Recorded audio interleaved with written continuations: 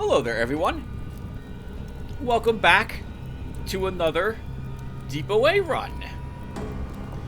Guys, I was playing the game with some of my other older characters who haven't seen any time being played for about a year and a half or so. Like, I dusted off Sherlock Holmes. I think that was the first character I did a DOA run some 3 years ago now with, or at least 2 years ago. And while I was having a blast, I was also constantly thinking of how easy it was in normal mode compared to hard. And I was like, you know, Tim, if you're going to play this game on hard a year from now, you should test a few more things to see if Oddity mode stands up to Classic mode in Oddity. And as well, if you really understand a character builds in hard. And so I wanted to do another DOA, and I decided that I was going to get the character here in Oddity mode, similar to what I did with Lotaeri, who made it through DOA like 2 or 3 weeks ago now. And on that note, I figured I'd also record it. Why not?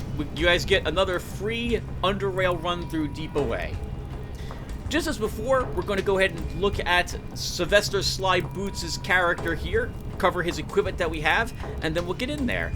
As always, or as usual, not as always, I will try to remember to segment this video. This way you guys can skip the parts you might not be interested in. A heads up that this DOA run is probably going to take a little longer to get through than normal, because I'm going to be doing things slightly differently today than I have in the past. With that said, let me quickly save off the intro. And now we can go ahead and look at our character before we go any further.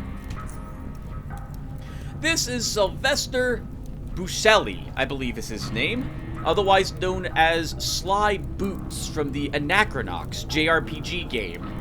Wow, made it back in the year 2000. I've always wanted to play through the game with some of the characters from that game in this one, and this is the first of them that I decided to try the game with. Let's cover why he has the stats he has, and as you guys can already see, he's not a min-max character. I don't do min-max characters. I don't like lowering anything to 3 if I can get away with it, and I prefer not lowering any of the character stats at all. But it made sense that Sylvester would at least start with an Agility 4. But let's go ahead and cover him. Strength 5 in Anachronox. Sly Boots, he wasn't weak, but he wasn't strong. He was just an average guy. And so, you start with an average strength of 5, that seems perfectly fine. Since I plan to walk around with more batteries than bullets this time around, I felt the increased strength would probably be handy in that regard as well, to carry more stuff along with me. And because I'm not going with a dodgy or evading character this time around, and no stealth, this means that I'm probably going to be wearing this heavier armor in order to take a few hits than I normally would. Thus, I didn't want to lower the strength and lose any weight capacity. I've got a 7 dex. I really would have loved a higher dex than this, but I didn't want to lower any of his other stats.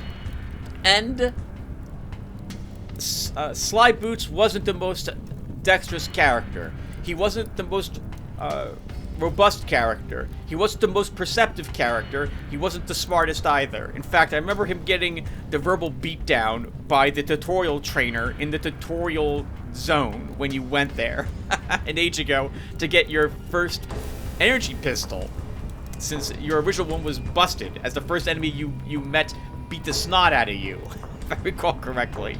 So a 7 dex for him.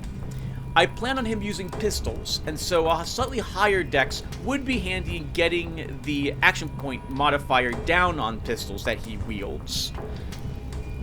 I also want him to be a lockpicker, and he's throwing grenades. So a slightly higher dex would be helpful in every single regard for those abilities and skills he's using. Sylvester didn't dodge anything, if I recall correctly, when I played the game Anachronox.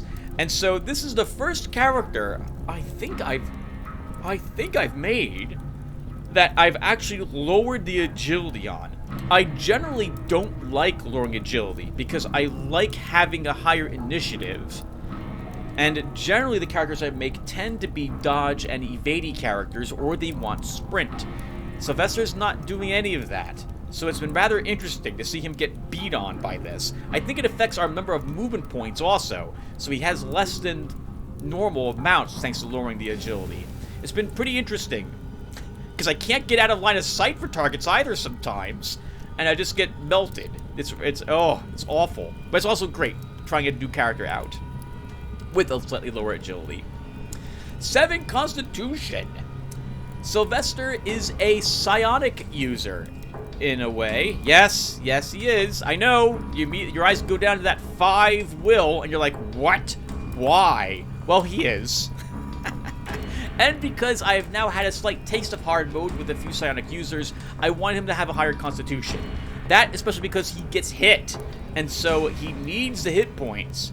Just like many of my other characters, he has gotten out of combat situations with a handful of hit points remaining, under 20. And I know the constitution of 7 has helped him get there. I started him with a constitution of 6, by the way, not 7, just as a heads up. I also wanted a feat, what's it called? Fast metabolism, because I really wanted extra healing whenever I use any healing item, and I wanted more psi recovered as well for him. And so I need a 6 constitution for that, and I figured, you know what, I'm just going to put 1 more point in constitution because I'm getting hit a lot, and so I definitely wanted more hit points. Perception of 8. Sylvester is using pistols, and so I'll want a higher perception. As well, he's probably one of the few characters I'm not going to take paranoia on. So the increased perception is useful because it lets me find the traps that are scattered around a little easier, since I don't have the increase, like, what is it, like 50% detection with paranoia? Not having that, I need this higher perception. Plus, I need to hit things with my pistols. 5 will, I'm a talker with Sylvester, and I am a psionic user with him in some regards, and so I was not comfortable lowering will at all, so 5 for him. And a 6 intelligence. So arguably Sylvester should probably have had a 5 intelligence for his character in Anachronox, but and I'd taken maybe a 9 perception or 8 dex, but well, I wanted the extra psionic slot, even though I'm not using them. I intend to use them eventually, and so he's also crafting, and I don't like leaving intelligence at 5 for my crafters. There's also 1 or 2 crafting feats I want, and so I'm going to need at least a 7 in intelligence to access one of them, and so thus 6 intelligence for Sly. All right, that's the stats. Now let's go look at his skills. I'm shooting guns. That means I need points in guns. I'm throwing grenades and occasional caltrops and nets, so I need points in throwing. Throwing is nice because it also interacts with my higher dex. Guns is nice because it interacts with pistols with my dex and my perception. Lockpicking. Sylvester was a lockpicker. He had some sort of specialized tool to let him do so. So this is the only subterfuge skill he has at the moment, but much later on, around level 24 or so, I'll begin putting points in hacking as well. He wasn't a stealthy character, though. He had no ability to go invisible in the game. So, no stealth, no hacking at the moment, no pickpocketing. He didn't do that in Anachronox, and he definitely didn't lay down any traps. He blundered into all of them instead. So, 0 points for all his other subterfuge at the moment. I was intending for him to make a plasma pistol and a decent laser pistol for his use, which is why I took mechanics and electronics, so I could go ahead and do those things, as well as make a pistol, a standard firearms pistol, bullet-based that is, to get me to the point where I could begin using energy pistols. We'll talk about what a mistake this was in retrospect in a little bit, but this is why he's got high mechanics and electronics. Building a taser was also going to be useful, and I had thought about potentially building a cloaking device for the extra evasion, but I never got around to it, and in truth, I kind of don't need it. I plan to give him tailoring and or chemistry and or biology, or some mixture of these things going forward, but I haven't quite decided yet. Since this character is one of the first psionic users I have made who is not taking dodge or evasion, I am I am open to the idea of using Psy Beetle carapaces to improve his psionic casting a bit, but we'll see if I decide to do that going forward. If I do that, then I'll need points in biology in order to be able to use those things. Not very many, probably not more than 30 need to be here, but I will need to do it. For psionic abilities, he's only using Metathermics. In Anachronox, every one of the characters that the player got access to had an affinity to a certain type of element. If I remember Sly Boots, his was cold. And so the idea for him is that he would only be using cold-based psionic abilities. And so, thus, I took some from Metathermics. But I'm probably also going to drop some points into temporal manipulation for him as well. If I remember my boots when I played through Anachronox, I gave him a dual catalyst, which was slow and cold abilities. And so my intention is to do something similar here with him. Sly Boots was a fast talker, and so I've given him Persuasion. I've actually been pretty happy with Persuasion recently on a few of my characters. It's been handy in letting me complete a few quests that I otherwise would have struggled to get through. And Mercantile, because he's a fast talker. I felt that would be handy, and I also want to see how beneficial Mercantile is when playing the game on hard mode. It's been handy. I haven't regretted taking Mercantile.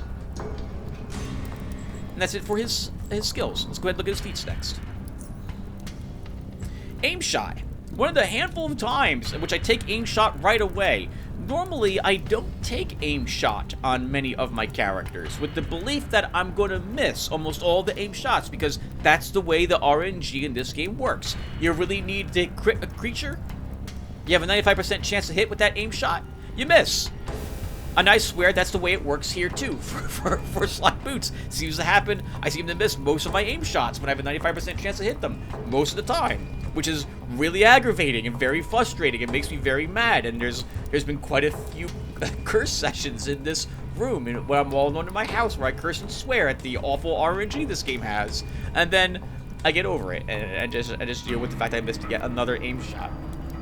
But there it is. We can critically hit whenever, assuming we can hit with that shot. Fast metabolism increases all healing by 25%. That includes bandages, which I forgot are being affected by the increased difficulty, and it's really handy.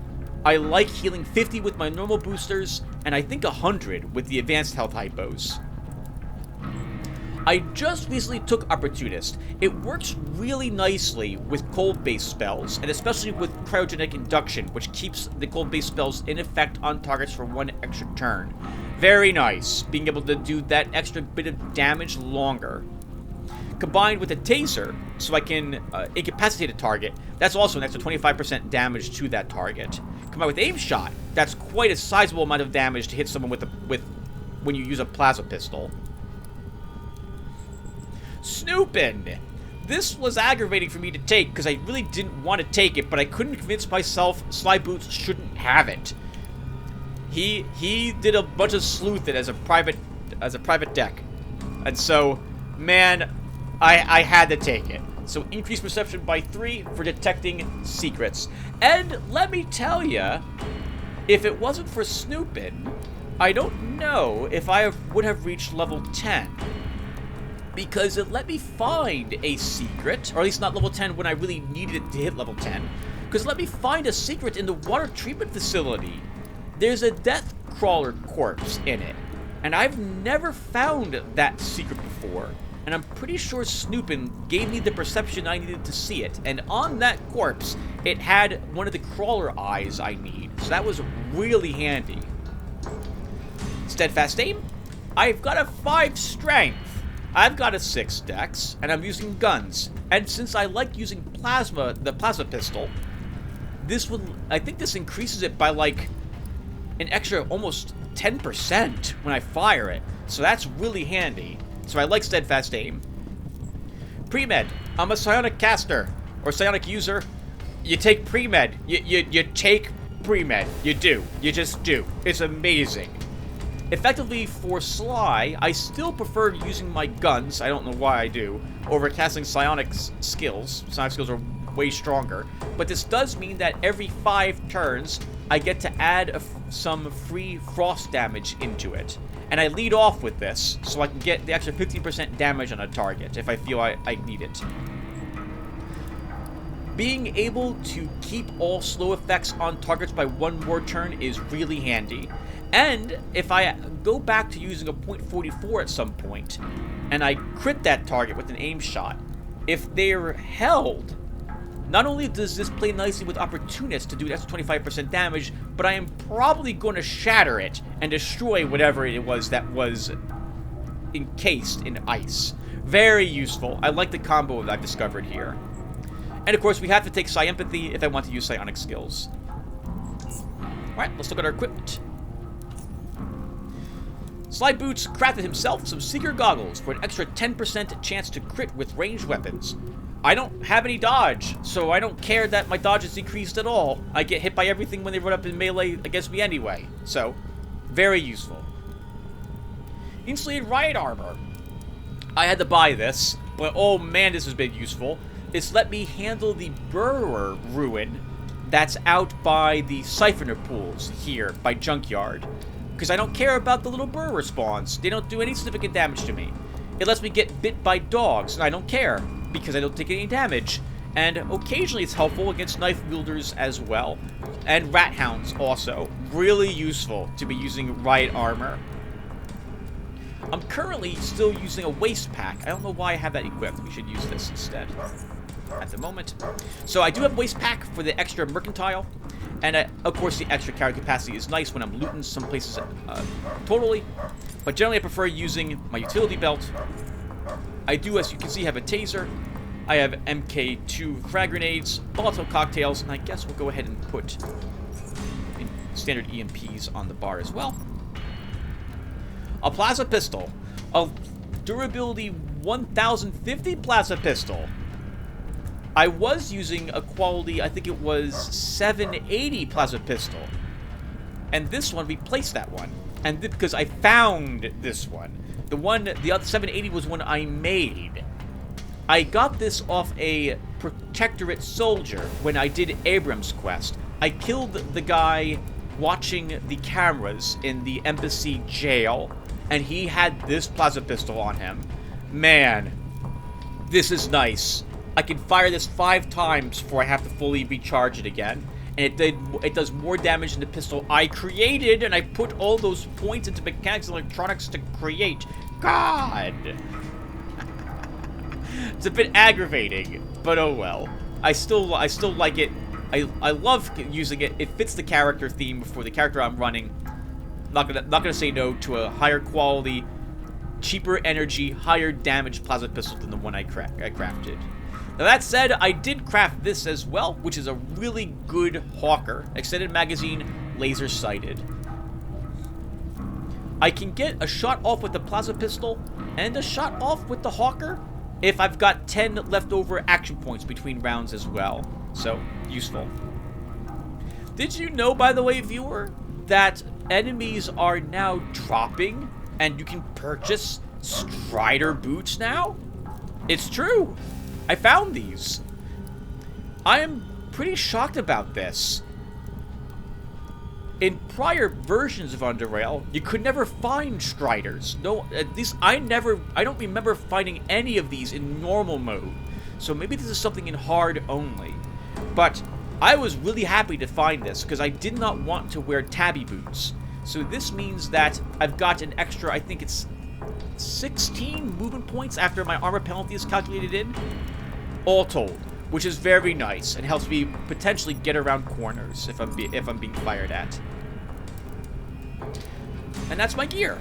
And let me put another break here. And before we go into Depot A, there's 1 or 2 more things I want to talk about really quick. Number 1. Sylvester Sly Boots is currently level 10. Barely level 10, but he is level 10. Only 1 Siphoner dropped their Siphoner markings. I got no boar snouts from any of the pigs or boars I killed, and only one enormous tusk from them. Very frustrating. I did have to kill every psionic beetle, but I did get all 3 psionic beetle brains. And it took me, I think it was 6 kills to get the cave dragon tail. But I have an interesting story to tell you about the fancy rat hound ears. I killed every single rat hound and didn't get a single ear. Twice. And by every single rat hound, I mean the ones that are out in the, by the stations that you have to flip the switches for. Twice. Every one of them. Twice. And not a single rat hound ear. Not one. Now, the second time this happened, it occurred to me how much I hate Audi mode again compared to classic mode, because that's no experience earned for killing all those really annoying and highly dangerous rat hounds, and I'm only level 1. I was also only level 1 both times that I killed them. Because after I killed all the rat hounds in the area just north of Old Jonas, and the area to the west of Old Jonas, and I didn't get any rat hound ears, I decided that I wasn't going to collect any of the other Audi items either. Until I killed all the rat hounds first. After the second time, about an hour or so, of not getting any of them, or more like an hour and a half of killing all the rat hounds and not getting any Audi items, I decided that, you know what? I'm going to exploit the game a little bit by doing something that I know I can do and cheat. And I'm going to show you guys something that perhaps you don't realize you can do. And it will make your game a little easier for you. So, when you make a new character,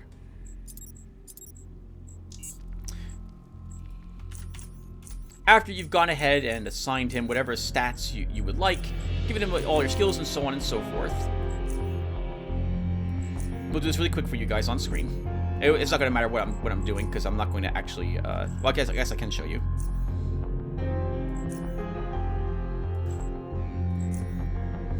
There we go. We'll give him 2 feats, I don't know. Give him Paranoia and Nimble. Cool. Something I don't know if many people realize you can do, because it is an exploit. You are going to take advantage of a system that's in this game.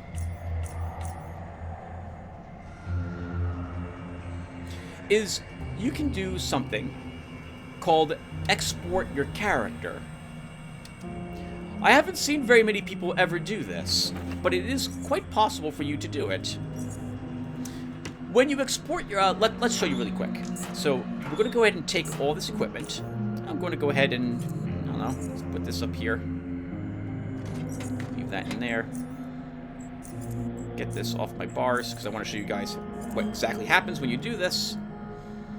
Put this on our bar. Okay. So, you can export your characters in this game, and I believe it is a legacy feature added when this game had been in beta an age ago or something of the sort. It was there when I first arrived to the game, and it has not been taken out of the game at this moment.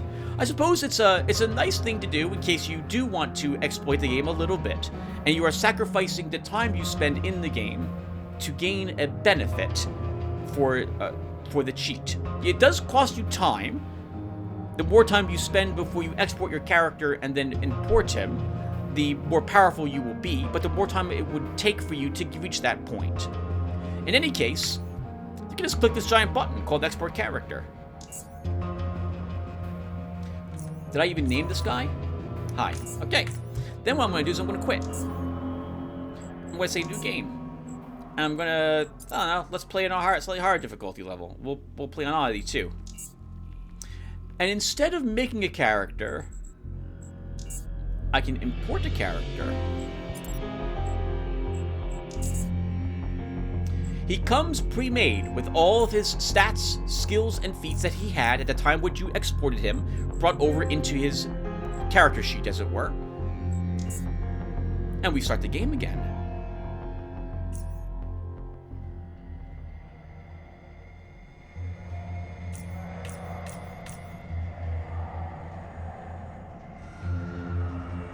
The character gets to keep all of the equipment that he had when you exported him. So you can just do this a bunch in order to get all the Southgate Station credits that are inside the desk here, for example. And you can go over to these lockers, and they'll have all of the same starting equipment for you. Maybe something might be a little better. Maybe the armor might be a little better the second time around or third time around. This armor, for example, has 300 durability, and this one has 240. This one has 1 less percentage mechanical resistance compared to this one. So the armor we got when we exported our character is a little better than the armor we had here. If we had Persuasion, for example, we could, after we talk with Tanner, we could go and get ourselves the .44 Magnum from, what's his name, Lucas, in the armory, and then sell it back and get a bunch of Southgate Station credits, maybe buy a handful of things, and then export the character, and then re-import him, and he'd have all that starting stuff as well. And if I export my character again, this character will now start when I import him with all of this gear.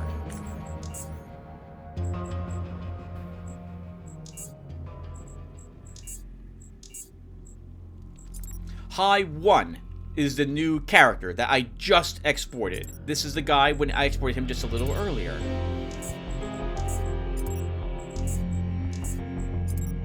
I did this with Sylvester.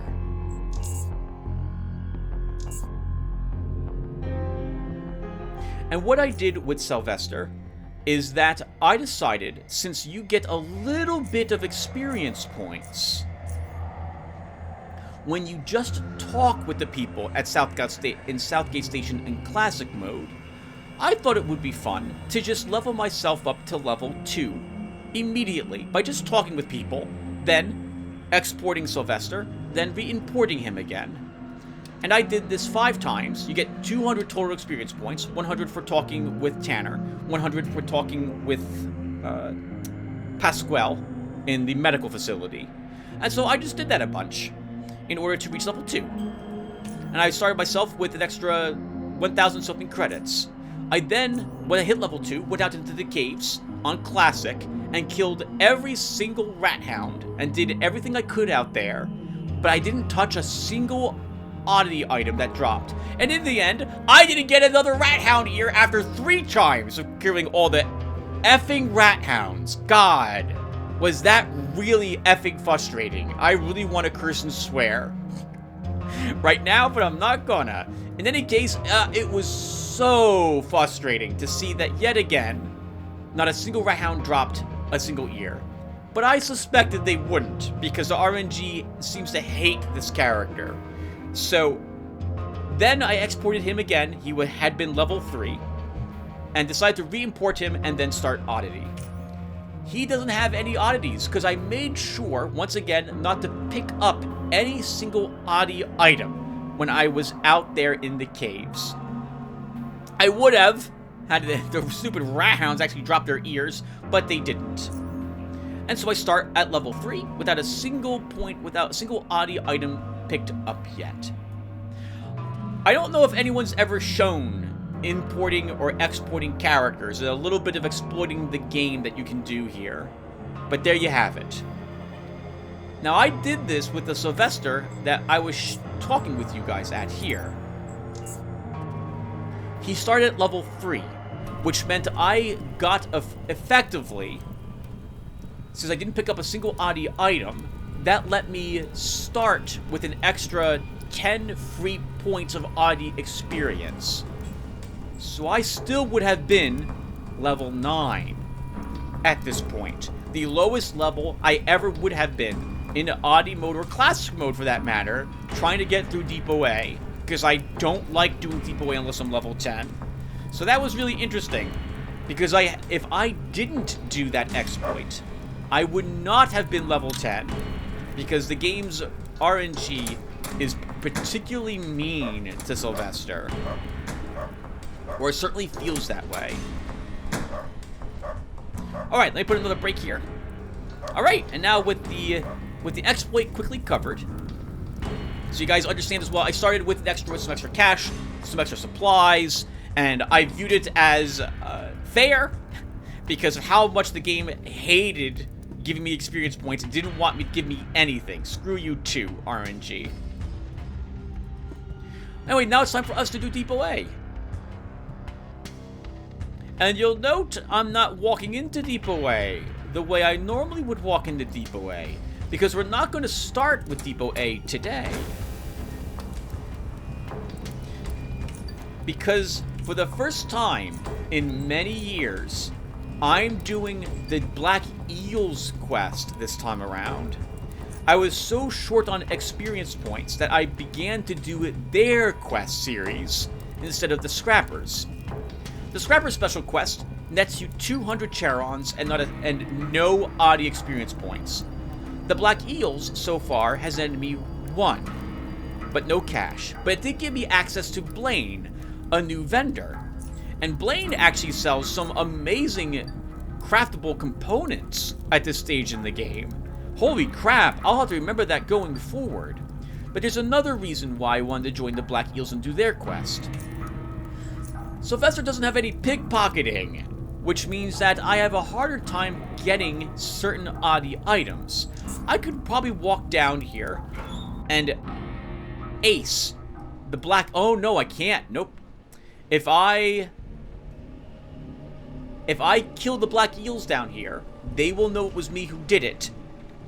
I'm pretty sure, and then their faction's hostile with me from now on. But the Black Eels have a Oddie item I want. A 2-point Oddie item, and I can't get it because I don't have pickpocket. Yet another reason why Oddie mode is a bit, I shake my head at Oddie mode, because it really rewards very specific types of characters. In any case, I want that Black Eel insignia that I know they have for 2 Oddie points. And I know that there will be a big shootout between the Black Eels and the Scrappers. And they'll probably be dead Black Eels. And assuming I'm allowed to search them, that means I can get the 2-point Oddie I need there. Scrappers are not as difficult, but first off, we could have gotten the 2-point Oddie from them as well. But I had to kill Elwood anyway, and Elwood has both the Scrapper insignia and the loaded dice Oddie item on him, and I wanted those 3 Oddie points, so I wasn't too concerned about that. Almost forgot. Here's what's in my brain. These are the only 2 skills I've taken so far. I do have a free selection for... what's his name? I can't remember.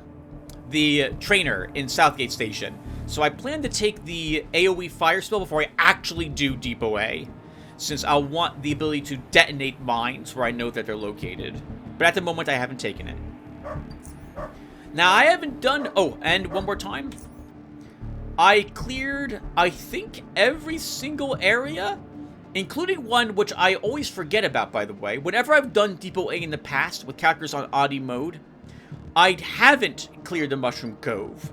Generally, those few starting side beetles are clustered and too difficult for me to kill. No, I was so desperate for Oddie experience points with this character on hard that I cleared all the side beetles to check that one rubble container and hopefully get both their brains and the extra trilobites fossil that I knew was there.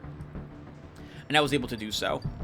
But as you can see, I cleared out all of these zones. I cleared out the Burrower Cave that was out by the GMS compound, right here. I did not clear the burrs in the GMS compound, because I probably can, but oh, that's a tough fight. That's a tough fight. And the only reason I was able to do these things is because I also killed one of the Protectorate down in the one walking metal armor wielding guard patrolling in the jail, because I wanted his shield emitter so I could actually fight the burrowers and get their 2-point Oddie items. So I did that as well.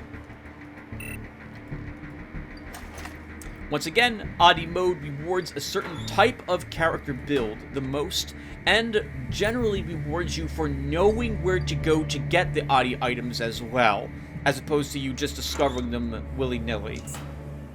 Once again, I will say there is nothing wrong with Oddie mode. I like it. It has a different feeling when you play Oddie mode. The feeling of a reward when you get an Oddie item, it really can't be beat.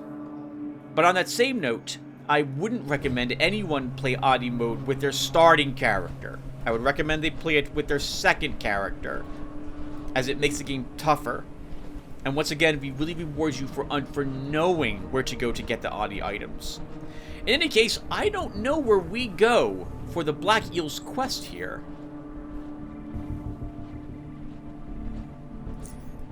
I think it's here, which makes me super nervous. But we should be able to handle a crawler. Yeah, I think it's in this area. I would like to do this first, before we do Depot A, because I like completing all the content I can before I do Depot A itself.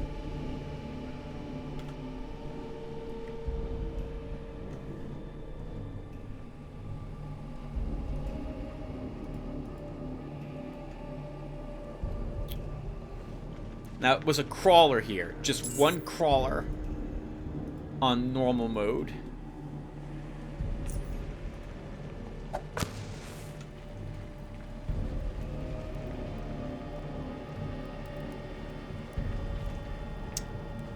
I don't have any nets here, but you know what? We shouldn't need any.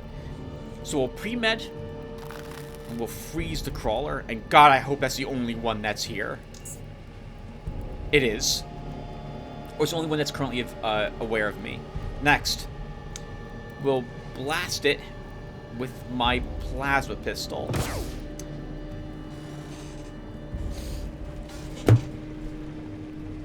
Fuck you! Goddamn RNG! Fuck you!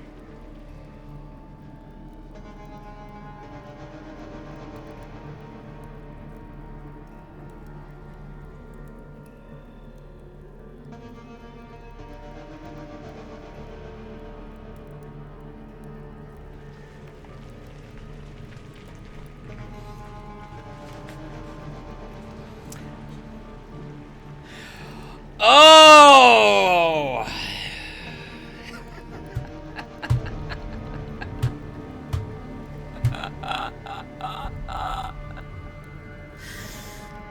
This is why I hate hard mode.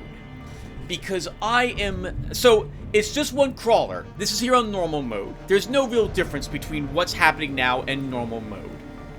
But this plays very nicely. Lets me segue into another topic about hard, and probably dominating is even more of this.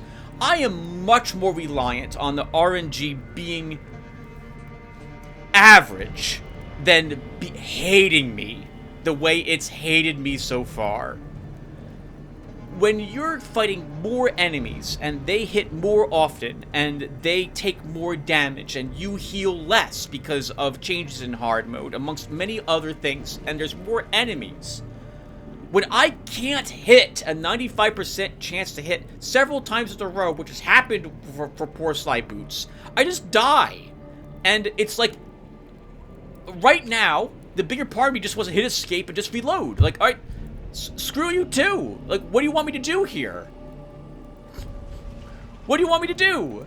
I missed a 95% aim shot, which happens way more often than it seems like it doesn't happen against rooted or stunned, incapacitated targets. Because why should I benefit from the character build I design for myself and the combo that I have? I put all that work into it. What's the cooldown on aim shot? 3 turns. So it's going to be out of this first. So, okay. I need all of my action points to kill this thing. So we're not going to take a shot at it now because it's going to wake up and get out of the ice. Let's just spacebar to end the turn. Oh! Alright, good. Alright, at least I accidentally didn't use aim shot. I just want... Good! Yes! That's what I wanted.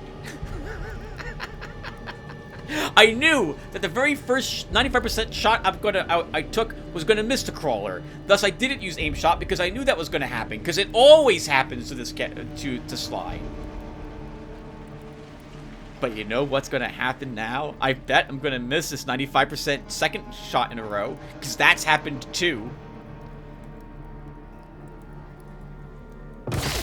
Okay.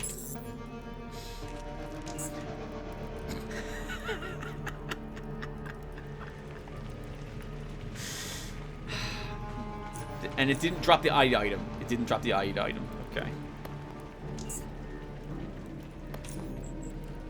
Oh my god. It's so angry. So angry. Okay. Now, is this where we use this? I think it is.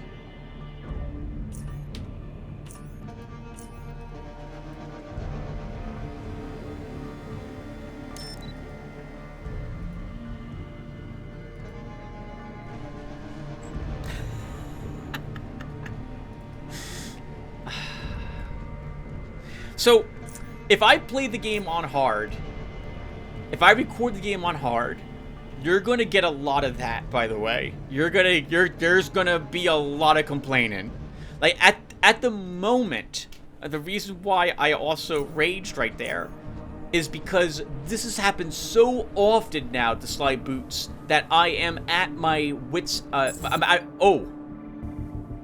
That was the wrong door. We're not doing that. We're just dead. Let's go ahead and reload. It was this one. It's happened to me so often that I am out of patience for it.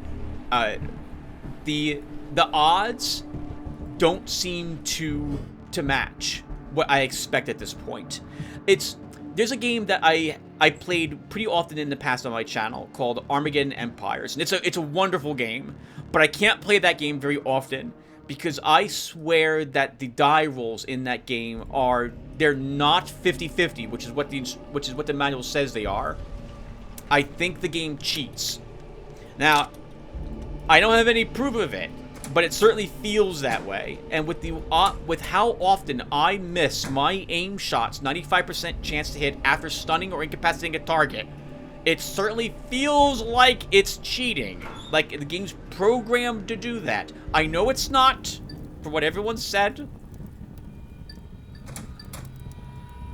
but it certainly feels that way. Oh, man. And so because it feels that way, because it happens way more often than I feel like it should be happening, because it happens multiple times in a row, because it seems to be very consistent in when it decides I'm going to miss, I don't have any patience for it. And so I get so angry. And there's no reason for that. It's a dumb thing to be angry at, but I do. And if I play it on hard, I'm gonna try keeping some of my standard rules in effect, which means that I don't just give up immediately, which I know I should do, because if a situation, let's say there was a Deathstalker, I don't have, and I use the aim shot. I don't know how I'm dealing with it now. I guess I would wait 2 turns to try to let this get on cooldown again, then blast. Actually, I would have to have a net equipped as well, which I should have had equipped, which I don't even have any of. So why don't I go and buy nets right now before we go any further?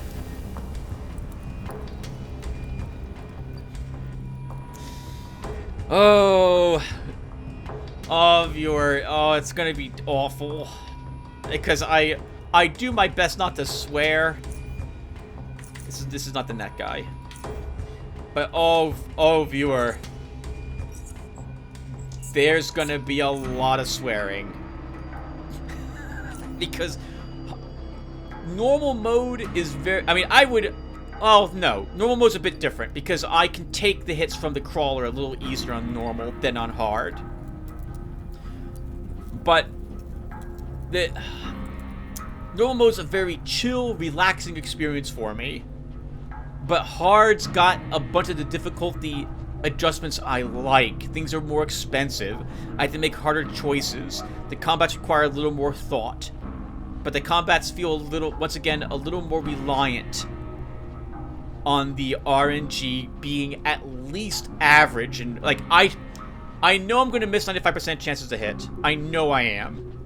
But, God, I swear it's almost always the first attack I make, and it's almost always an aim shot, and then I'm dead shortly thereafter because I was relying on that to kill an enemy. I guess I just can't rely on hitting anything. I have to play as if I'm not going to hit. I'm going on tangents, so I'm a bit scatterbrained. Let's move on. Okay, so I have ready to move out. Then grab all your gear you need. Let me know when you're ready. Make sure to bring some meds. This could get ugly. Okay, so let me recharge my plasma pistol. I've got all the guns I think I need.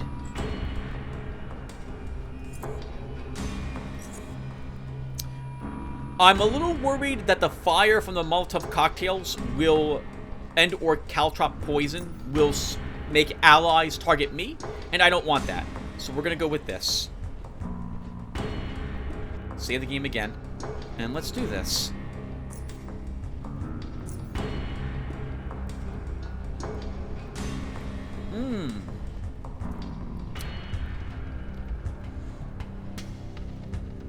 I would normally want to go to the front with them, but I feel like I'm betraying Southgate Station if I don't go through the old junkyard.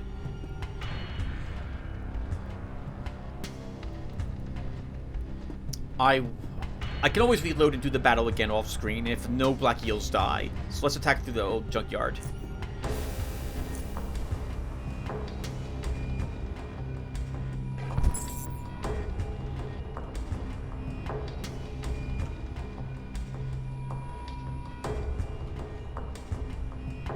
Man, I have not seen this in an age. It has been a very, very long... Oh, you know what? I think they're attacking down here at the moment is what's going on. And as you can see, I took Southgate Station with me here, not the Protectorate. I already have the items for the Protectorate I want. And I didn't realize you could ask the Southgate Station folks to come here. I thought it was only the Protectorate you could ask for.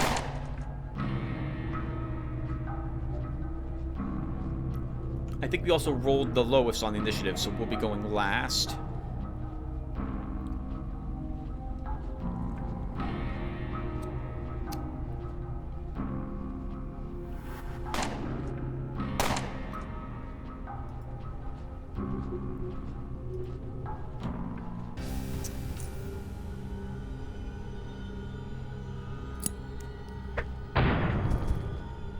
Sorry, Eddie.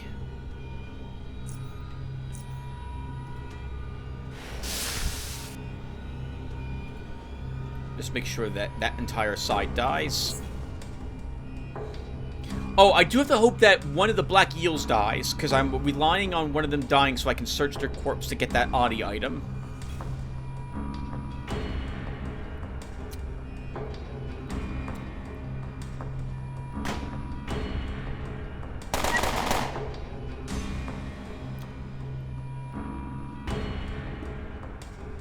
I wonder what Junkyard will look like by the time I'm done with it. I have not done this, guys, since before I recorded the first Underrail series on my channel. So it's been some 3 years since I've last seen this.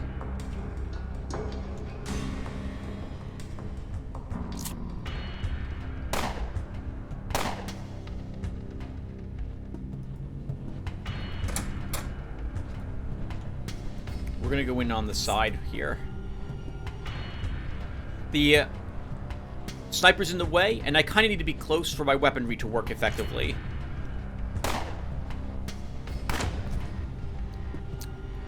Hope that was our sniper that just killed someone, and not the opposite.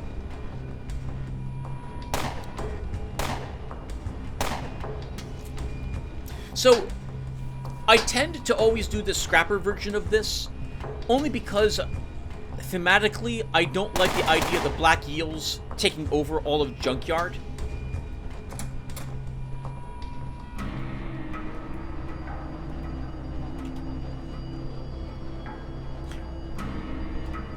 I like the idea of there being some sort of balance here. Oh, we're gonna lose this vendor too, aren't we? I guess it doesn't matter.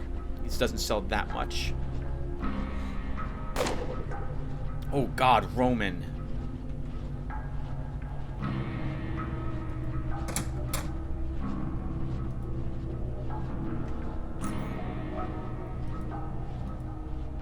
I'm just gonna run up. I like the how the balance is kept equal here, as it were.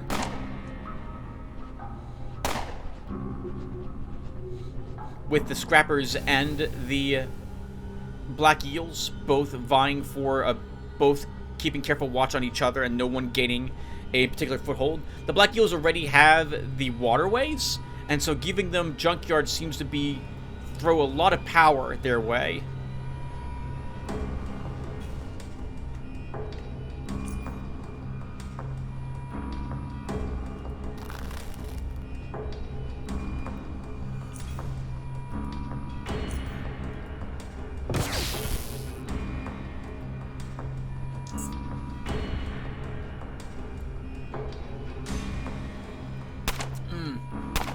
I just realized I'm in the front and my shield is not on.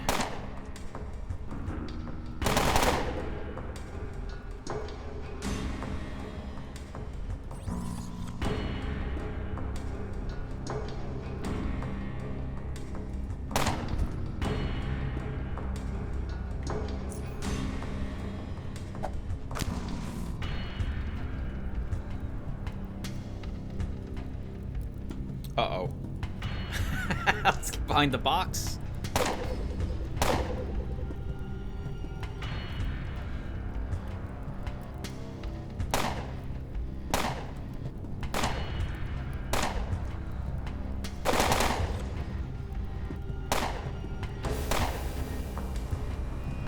You guys don't want to hit very often, do you?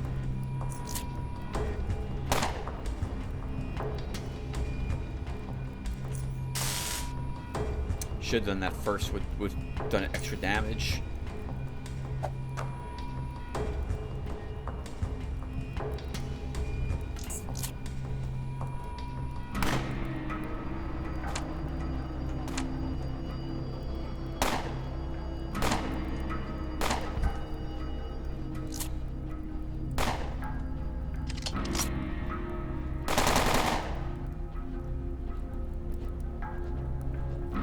He's incapacitated? No, he's entangled. Oh, no, he is incapacitated. So it's 25 extra damage against rooted targets. Rooted, stunned, incapacitated, and frozen.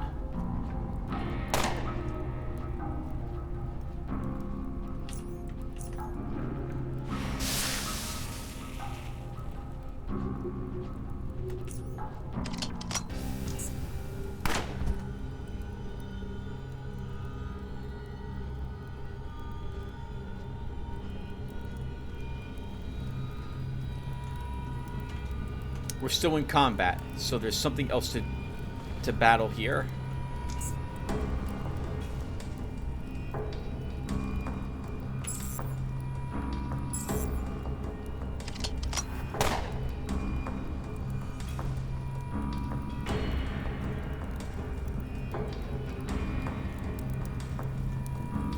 Oh, the Black Eels got decimated. Silas is dead. Oh, wow!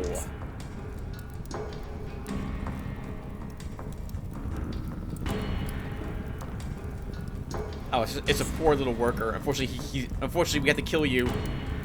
Combat doesn't end until every one of the scrappers are destroyed.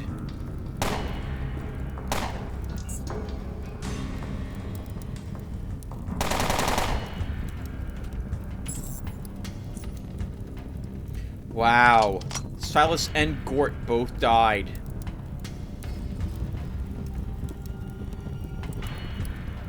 Well, the good news is I get to search a few things I was never able to search before. What's in here? Garbage. Okay, good to know it's just junk that their scrappers are guarding in there.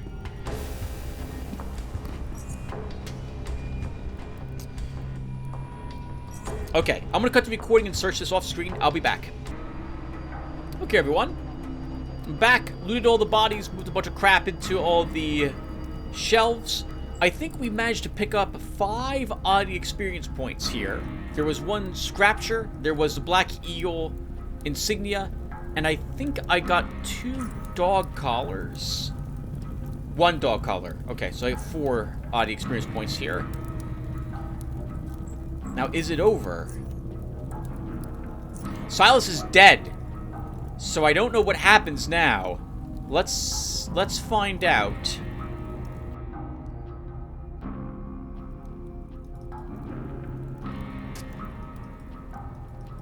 There may be no resolution to this if Silas is dead. But let's go to the docks and see.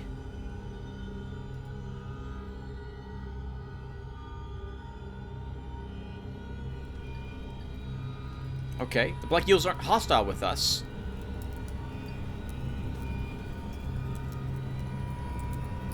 But Silas isn't here.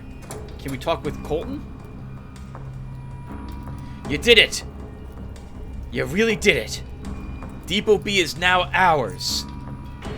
Now, well, guess I'll be taking over for the time being, now that we ain't got a dockmaster. Shame it had to be this way, though. We'll see what happens next. Now about you. He hands you 700 Legion coins. Here, your share of the loot. You did us a massive favor, Jack. Wouldn't have done it without you. Consider yourself our ally, and know we got your back when you're out there on the streets of Junkyard. Hey, cool. I'll be going now. Okay. And we get another oddity experience point. So that tells me that it's better to do the Black Eels quest than the Scrappers quest if it's oddity experience points you want. Since you get at least 2 doing it that way, and none for doing it the Scrapper way.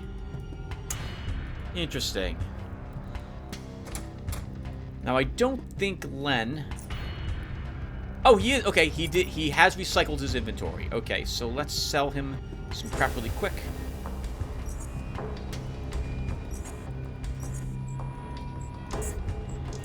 I'm trying my best to not use the cheat engine to cycle merchant's inventory during this run.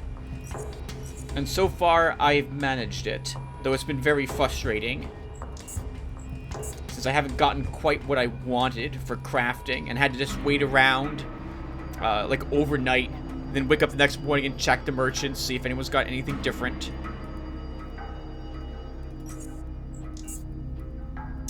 That should be good. That should be good.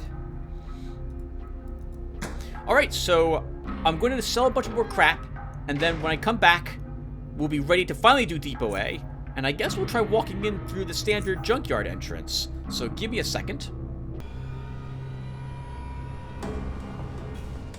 Alright, everyone. Not much has changed since we just completed the Black Eels quest, other than I am using the secret night vision goggles that one of the scrappers had. Same exact chance to critically hit, but now I can also see in the dark, if need be. In fact, I should probably get this onto my hotbar. Everything else I think is the same, so let's go ahead and head on in there. Oh, and begin this.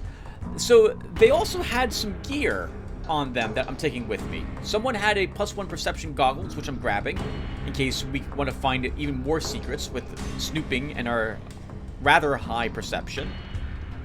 Detection goggles, which will be useful for seeing the traps strewn around.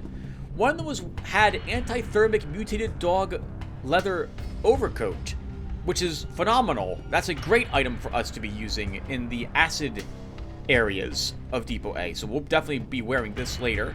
And another person had mutated dog leather boots. So, holy crap, that was amazing. Not to count all the extra loot I have to sell now. Maybe I should always do the Black Eels quest. That seems much more lucrative than the Scrappers. You know, if the Scrappers gave you 2 oddity points for completing it, though, I think it'd still be easier and faster to complete the Scrapper's quest, but perhaps less rewarding. Anyway, let's get in here and start this. You guys, by now, know the drill. The first thing I like doing is heading over here and securing this building, because this is where I'm going to be doing all my fighting from. Something that occurred to me about the way that I do Depot A is that Depot A beat me several times until I could make a good character build. But it is also impossible for me to separate successfully completing Depot A with the knowledge of what Depot A demanded of me. Good detection, being able to handle acid, understanding the game mechanics. When is the best time to use morphine? When should I use adrenaline? Where are the enemies located? How many of them are there? Which zones have which enemies in them? Depot A is a combination of understanding how to build a character, how to use the game, how to play the game, understanding the game mechanics rather well, and also, in this case, memorization as to where all of the hostiles are located.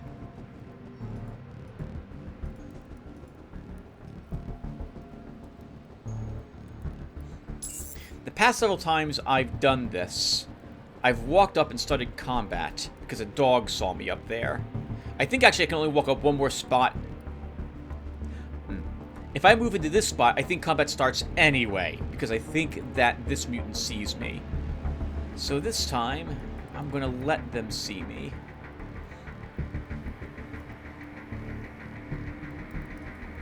Let's go here. And we'll start by slowing down this mutie. I want them all grouped around that explosive barrel so I can take out a few of them, if possible. And I've got the action points left over that we can hit him again, or a different mutie.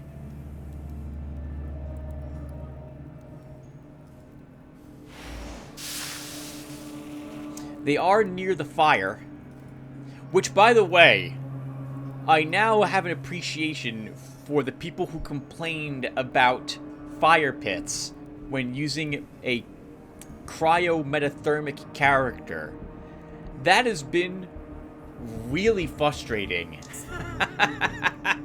That I do less damage to them.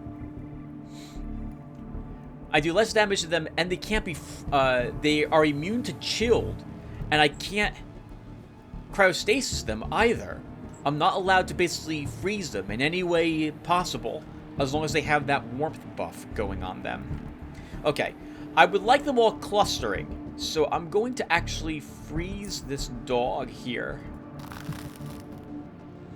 to make them run around this way instead. Yeah, all the dogs should run around.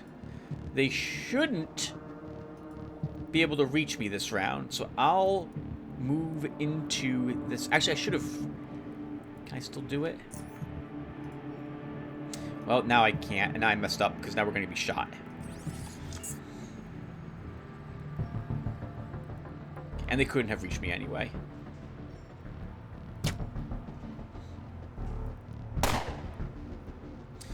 Okay, all the dogs are around the barrel, as is one mutie. There's probably the other two are probably very close by.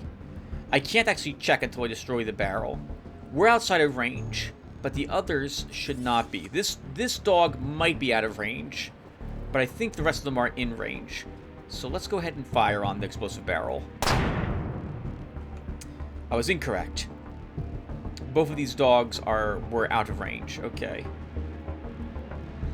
We shattered and killed the frozen dog.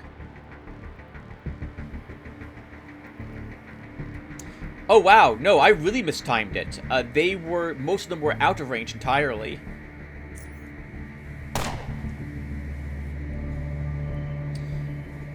Okay, let's get into here.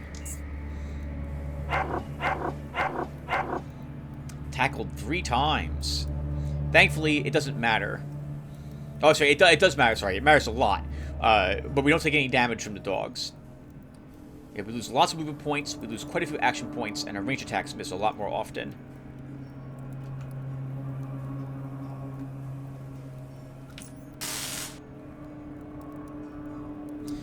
I would like them all bunching up, so let's do this. And wait a turn. I really appreciate making walls out of the enemies by stunning or freezing them in place. This way they all group up together and we can lob a grenade on all of them. This is a good spot for a fire grenade.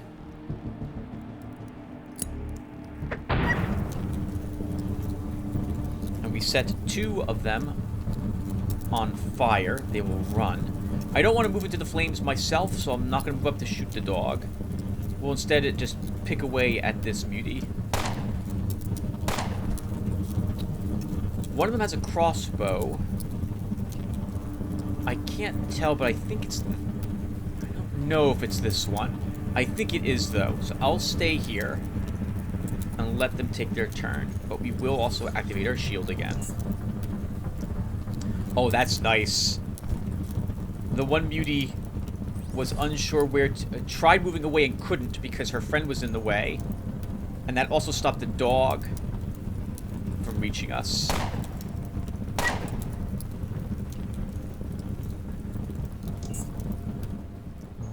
I don't think any of them are going to run across the fire. Yeah, not even the guy with the sledgehammer will do that.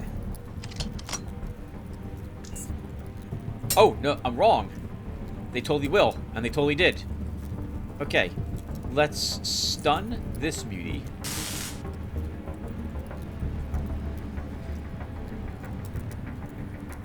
To keep the one with the sledgehammer away from me. And I'll risk an 85% aim shot on him, with the hope that it will hit him anyway.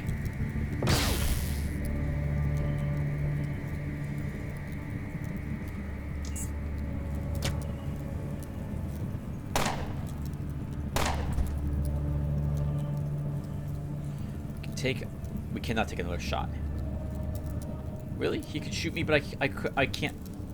I couldn't shoot him from there?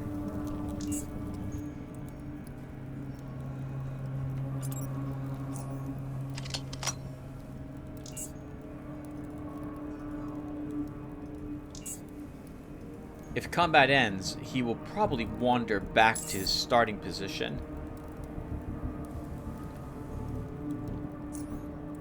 Okay.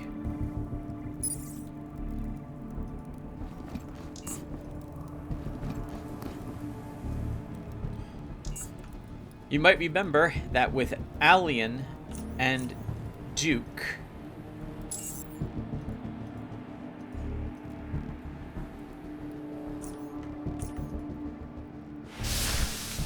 that they almost died. I think both of them had 1 hit point left when we had done this area with them. So I have convinced myself that all the mutants in these rooms deserve the respect they've earned. I should always treat every room as a battle of life and death, even when I don't think it's going to be. That was the last dog collar we got as well, so that's very nice of the game. We'll absolutely reach level 11 while we're in here. We might reach level... You know what? I can do this off screen.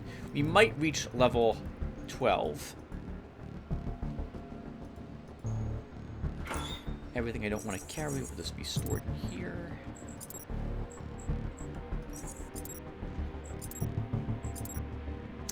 Okay, and we will loot on screen. Actually, is that right? I guess you guys don't really care about the looting, do you, on screen?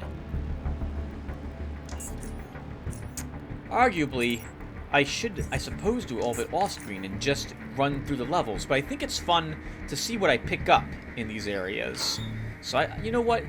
We'll do all this on screen so you guys can see what we end up with here. Plus, maybe someone is here who hasn't seen one of my Depot A runs before, and they can see what I'm doing here. I have mechanics at 25 points, which is enough that I can break down most weapons. It's actually a lot higher than that.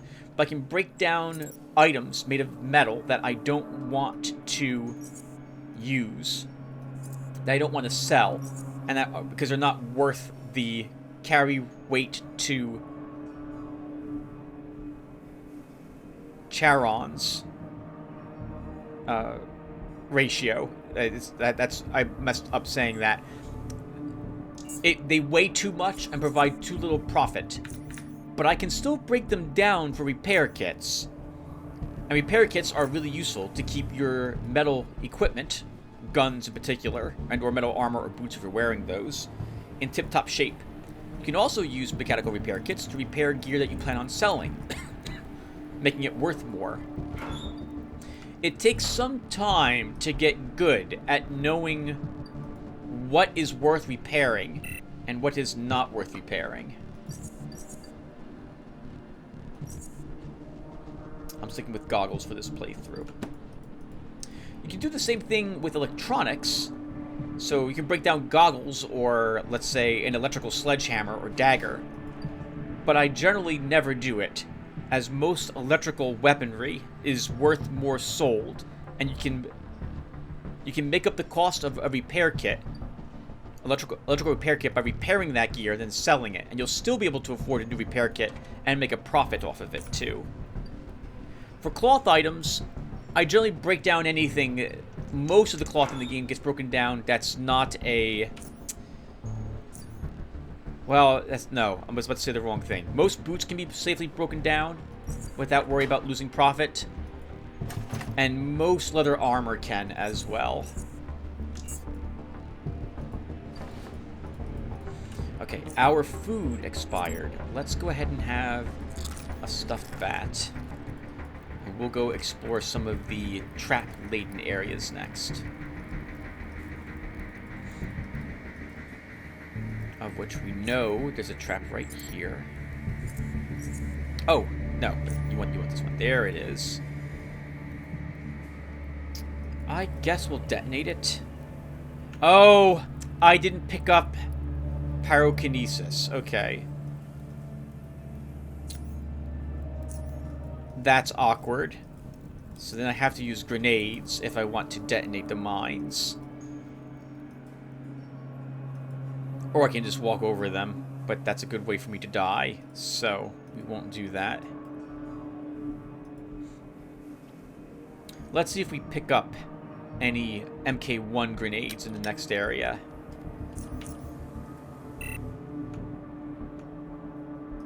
Anyway, that's the first room completed. 5 more to go.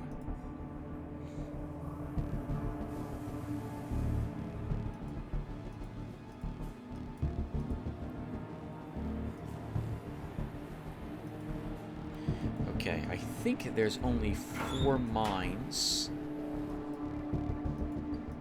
in this little area.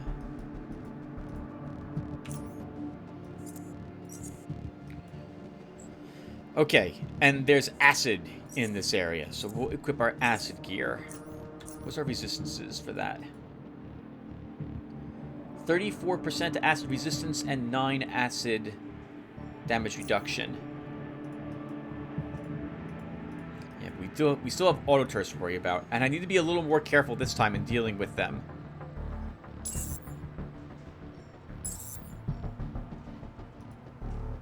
Because we have less initiative than my other characters have had in this area.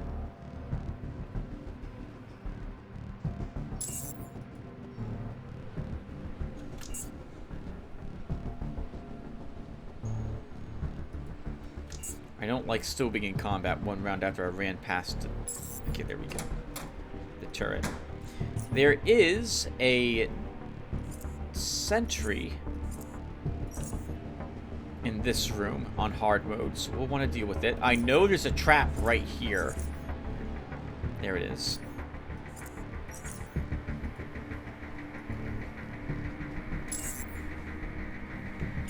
We do the door trick. The door trick, in case you haven't seen me do it before, is that if you start your turn adjacent to a door and open it, there's a hostile on the other side as long as you move away and outside of its line of sight before you end your turn,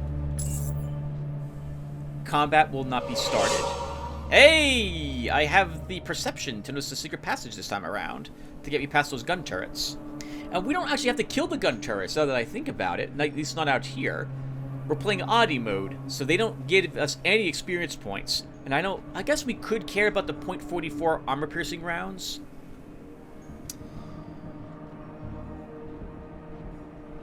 I don't know how much damage our plasma pistol will do to... Well, I mean, I see how much damage the plasma pistol will do to them, but I think they're probably very heat-resistant. We'll try destroying one turret, but I'll wait to make that turret the one that's down in the first basement area we'll be going into.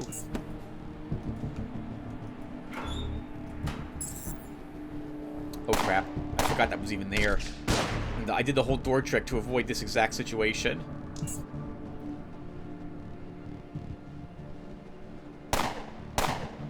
Thankfully, the riot gear I'm wearing is fairly decent.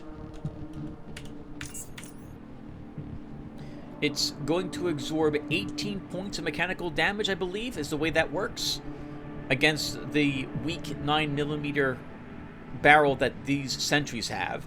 So we might take damage from the occasional crit, but otherwise, we're not going to take anything from these turrets, these sentry guns. Sentry bots, there we go. I don't want to move up to... So, I'm fine with 86% accuracy. I brought plenty of standard rounds. And I don't want to use my W2C rounds against standard sentry guns.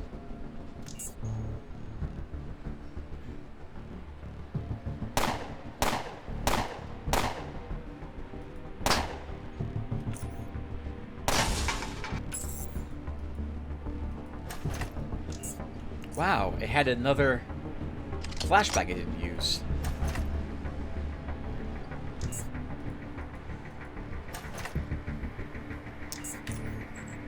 I don't know why I read all of the blueprints we get. I'm never going to make serrated bolts. Arguably, I could use the 2 Charons that blueprint would give me more than I could use the knowledge of it. But I always feel compelled to read every single blueprint that I don't know. I think the game tries to give you blueprints that you don't know when it's going to spawn a blueprint for you. I think it works that way, which is one of the reasons why I read all the blueprints. The other reason is that I feel compelled to do so. I hate not reading them.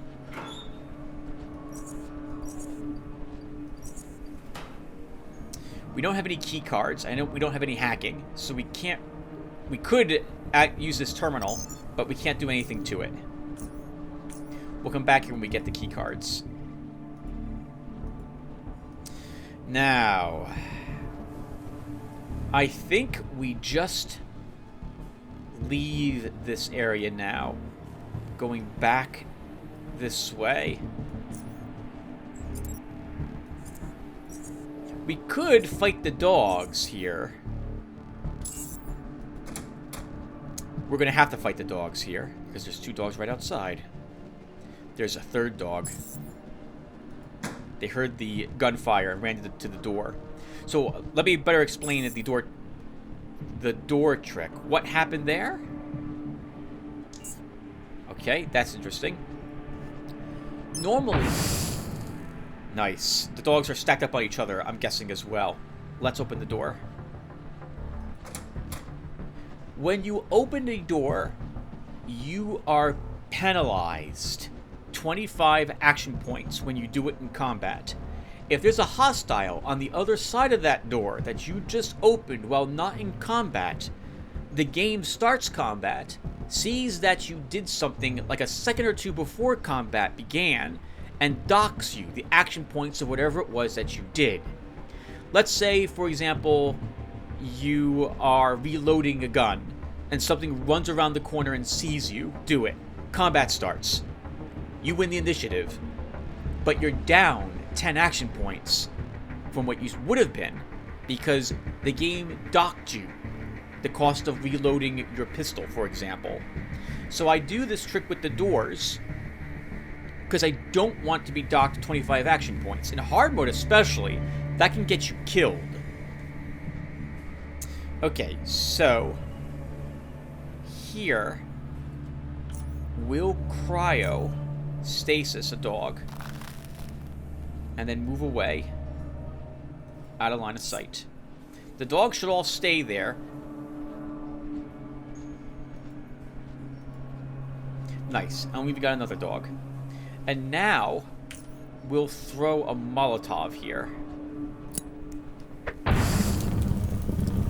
setting almost all of them on fire. And so my plan was to just shut the door at this point and let them take burn damage and just ignore them. But since 4 of them are on fire, I can probably stay here and shoot this other mutated dog and kill it. If I could hit it.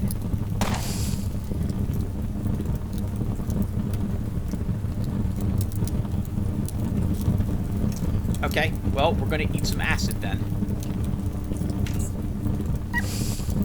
Oh! No, we won't! It dies because of the fire. Yes! Oh, God! Oh! Oh! Oh! Oh! Oh, that was lovely.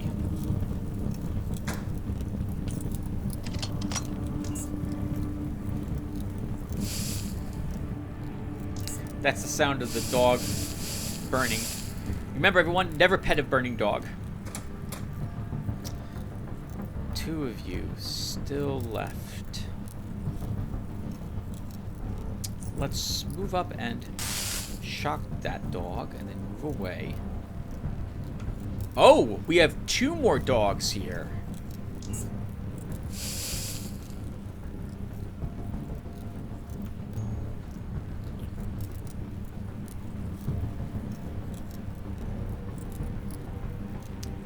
I'm surprised the AI is willing to run and fire. Normally it wouldn't do this.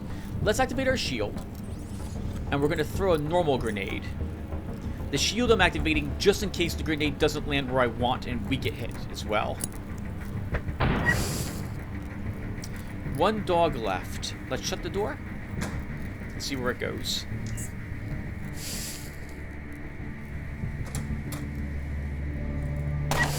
It goes to hell! With the rest of the dogs. All dogs go to hell. Alright!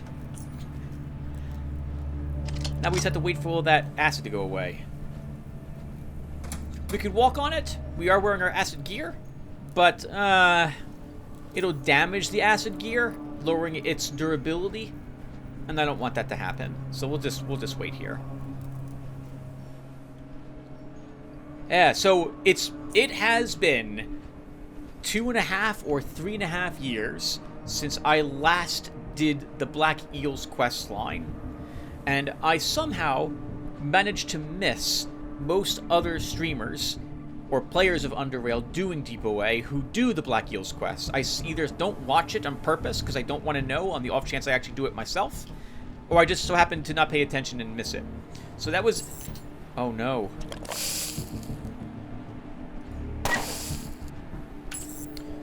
So that... there was a dog left, everyone. We killed like 10... no, it can't be 10 dogs. I have no clue how many dogs were in here.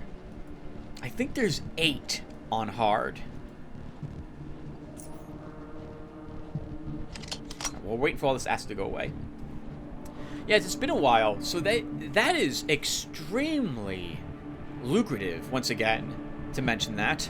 I feel it's worth repeating, because of all the, on hard at least, all the decent gear you get. There's lots of decently ranged weaponry there, and a few good pieces of armor, too. After you're done looting all the scrappers, you also end up picking up a few hundred, like 500 or 600, maybe not that much. There was 300 something Charons in the scrappers, stores, not locker, but something they had, a chest they had on their desk. And Eddie had 175, I think, Charons on him, or Gort did. So that's a lot of cash to get, too. Especially on a harder difficulty level.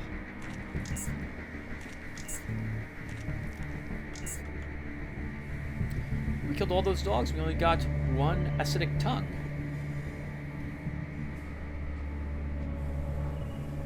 Yeah. Okay. Interesting.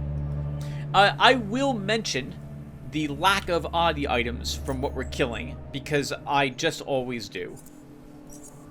Once again, you have to do a bit of grinding on oddity, which seems to... Oh god, Tim, that was really lucky. But I can search that for the other tongue and get away. Seems to conflict with what many people who recommend oddity mode suggest, which is that you don't have to kill everything. No, no. In oddity, not only are you still going to kill everything, because you need to check what they're standing around for oddity items in some instances, but sometimes the creatures don't drop their oddities right away, and some oddity items are uncommon or even rare drops. And that kind of sucks when you have to spend an extra hour and a half or 2 hours killing the same things that you don't want to kill anymore, but you have to, because otherwise you're not going to get the oddity experience points. You can skip it. There's probably enough oddity items in the game that you can skip a handful of things killing them and still end up very close to max level at the end of the game. Probably level 29, if not level 28. But I think that skipping the early oddity items are a mistake. Because early on, you really want that experience points. I'm not sure... Like, I don't... Despite my complaining, I don't think it's necessarily a problem. And I don't feel it needs to be fixed, because there's nothing wrong with the way it works. But I do wish every creature that could potentially drop an oddity just drop the oddity immediately. Like 100% chance every single acid dog drops an acid tongue. 100% chance every single siphoner drops their 1-point oddity siphoner skin item. That way, if you didn't want to kill them anymore, you wouldn't have to. But you want to kill them as long as you don't find those oddity items. We're gonna get this guy to see me. I think this is good. He'll shout for help and run up, but no one's gonna hear him.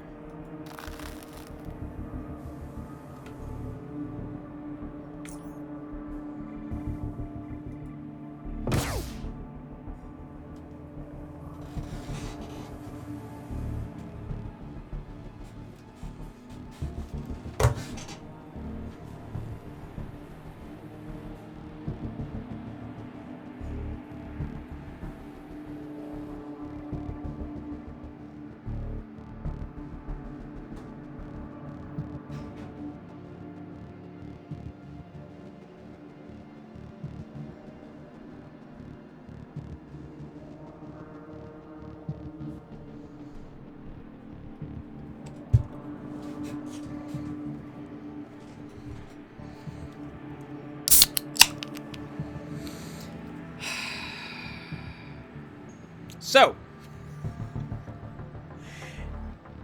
in the grand scheme of things, that doesn't matter, because he's still going to die to me next round. But when I tell you, viewer, that this happens like 80% of the time, I'm not lying to you. I feel that this is coded in the game to happen. That it specifically happens. That these amazing chances you have to eliminate a target, you'll miss them more often than you won't. And it's very noticeable to me that I miss almost all of my 95% chance aim shots against incapacitated targets. It always happens. Always. Well, except when it doesn't. And that's how I used the aim shot. I knew I shouldn't have. I just should have fired it at it normally. But he's still dead anyway. Oh, and we crit anyway. So it didn't matter in the end. It's just frustrating. It's just very frustrating. So I guess, guys, we'll talk a little bit about some things that I myself would have liked to have modded into this. I almost said Darkest Dungeon. Into Underrail here. I would mod a higher hit chance in. If you've got what it takes to hit 100% of the time, I would make that be the case.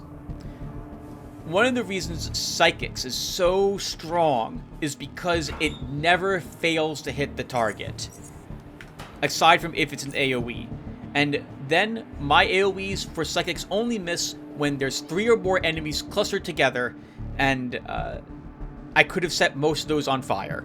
That's when I'll miss, and my AoE will almost always miss, and it will go off in a random direction, hit nothing at all. Or if there's an ally near, it will always hit the ally in order to make sure that I have to reload, because now I have a whole faction angry at me that shouldn't have been angry at me. Or it'll hit me. One of those things will happen. The preferred order is hitting allies, hitting me, and then hitting nothing at all. That seems to be the case. But I would make it so that this 95% chance wouldn't exist. Do away with the natural one. Make it so that, hey, you've pumped your combat skills high enough, you hit him. 100% chance, hit him. If that means that most people who take their hits have a 100% chance to hit because they just have improved their combat skills, so be it. I wouldn't care.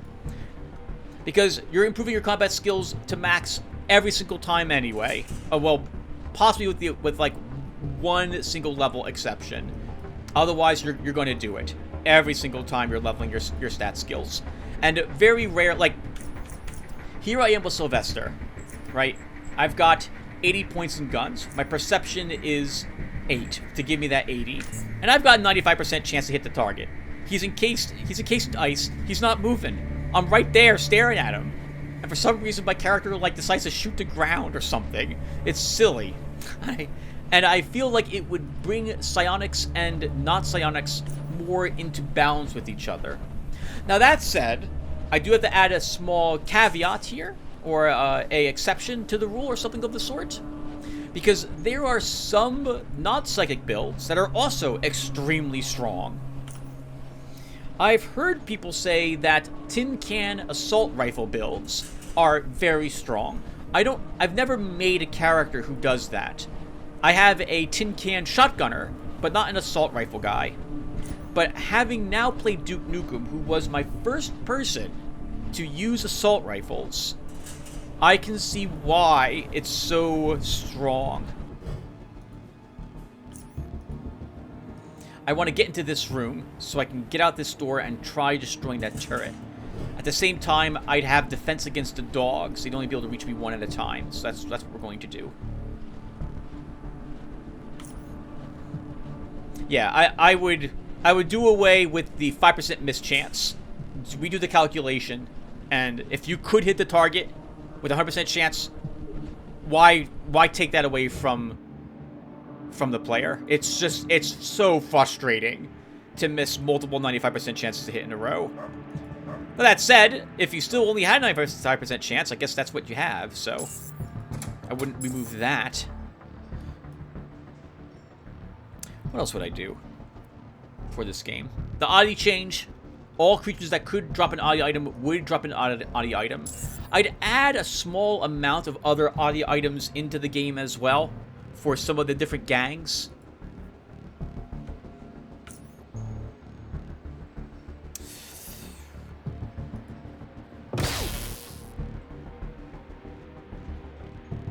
$70. We'll have to make 6 shots to destroy it. I think that's probably worth doing. Oh, but it has to be aim shots, Tim.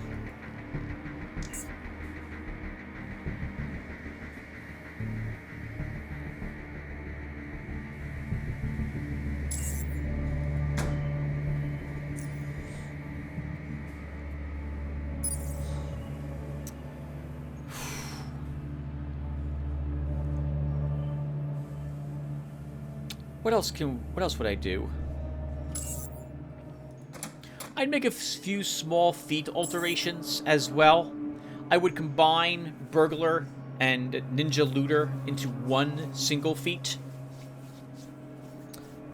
All of your subterfuge abilities, basically hacking, lockpicking, and pickpocket, would benefit from the extra 75% increased speed. You'd get the 10 extra stealth, and you'd be able to loot more things from a person if they didn't notice you. On that note, you know, I've never tested it. I'm assuming that I'm assuming when you enter combat, pickpocket is disabled. If you have someone's pocket opened and you enter combat, do you still have the pocket opened? Or does it drop combat there? Because Ninja Looter gives you the... I guess I'll show you this. Can we take a look at this really quick?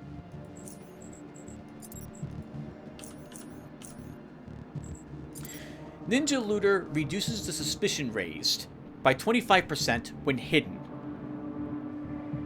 But you gotta get it, like, right up next to the person to pick their pocket. And odds are, by the time you're finished with that pickpocketing reduction time, even with the reduction, he's still gonna notice you, unless you have an incredibly high agility and stealth score, or he's about to notice you. And I feel it's extraordinarily risky just to hit the A button to take everything that's in that person's pockets. It seems like such a very situationally useful feat. So I would combine it with Burglar.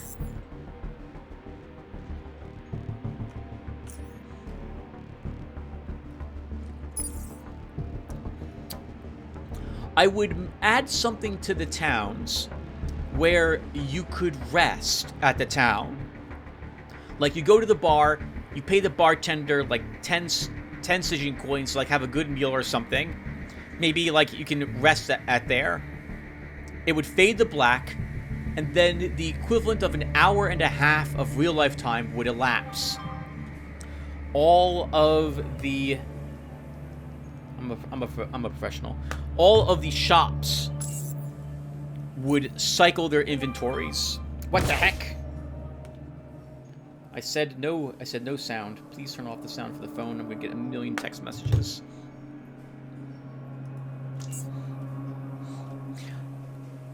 If that was in the game right now, I wouldn't feel compelled to occasionally use the cheat engine to sell all the crap I've got. And it would make it... Yeah, and or fish the merchant inventories, looking for something better to show up there. Because I could just do that, and I feel that would be in theme with what the game's trying to do for merchants, which is they only buy certain things they're interested in, and some time has to elapse before they get new inventory again, due to scavengers looking for the stuff and so on.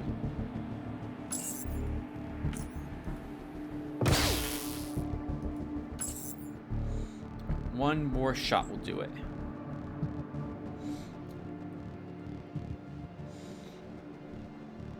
I wouldn't mind there being something you could do to add attachments to weapons if they didn't have them on it to begin with.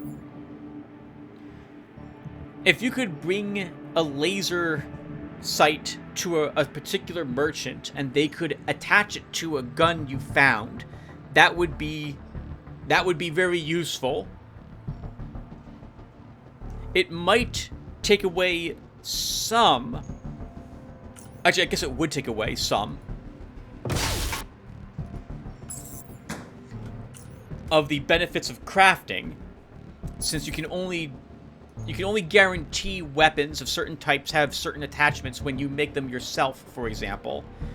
But it would be nice to have a merchant do that, or several merchants do that in this world for varying costs. Or maybe you could have the option to do that yourself. maybe that could be something that would be added to the disassemble feat, where you would be able to actually see how it's put together and re-put together again with a modification or two. That'd probably be interesting. I don't think that would be harmful. I'd be very hesitant to make any other changes. Occasionally, I wish that dodge and evasion were combined into one singular skill, as opposed to both of these being separate. But I guess it is different enough dodging a bullet, which is, well, very, very, very difficult to do, versus dodging someone with a knife, which is a bit easier, that they should be separate, I suppose.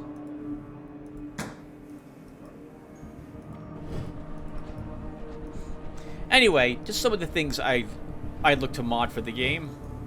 But the game doesn't need it. Doesn't need any of those changes. Oh, no. Tackled twice.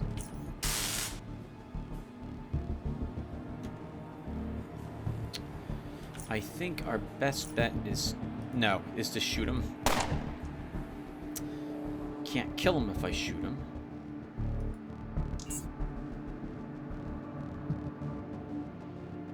A dog ran right over there to see its friend. Okay, so let's cryo that dog. Kill that one. And kill that one. I can't shoot. We could throw a grenade, but I like to save that explosive barrel for the muties.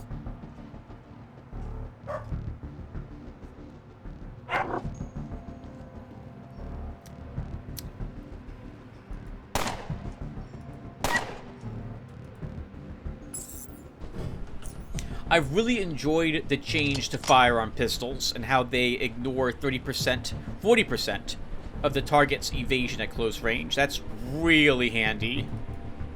It makes dealing with things like dogs when you're a firearms user more efficient.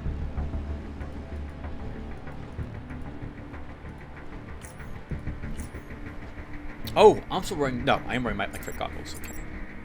Let's put this on, because I know there's a mine. Yep, right in this room.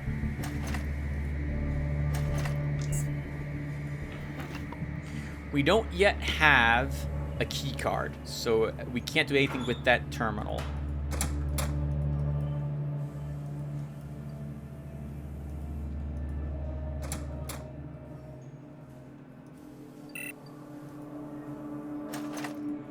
I think there's 2 odd items on the other side of this barricade. Let's go and get them really quick.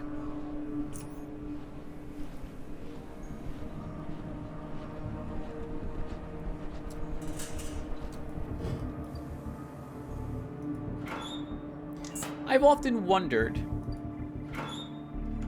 Wow. Completely wrong. There's absolutely nothing over here except for 1 electronic scrap and 1 crossbow bolt in those lockers. That wasn't worth the time invested to open those grates, grills, ventilation shafts. I've often wondered if I would have liked Underrail as much as I do if it allowed you to respec in the game.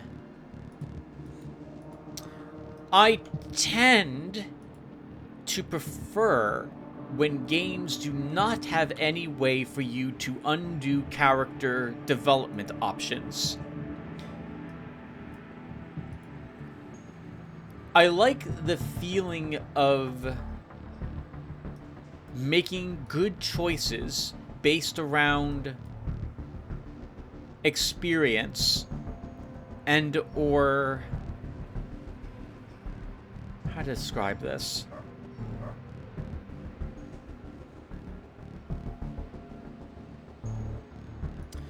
Being able to put points where you want willy-nilly without concern for how your character will work out, with the knowledge that you can simply undo it. That's never... I mean, I want to make sure I get the other argument here too.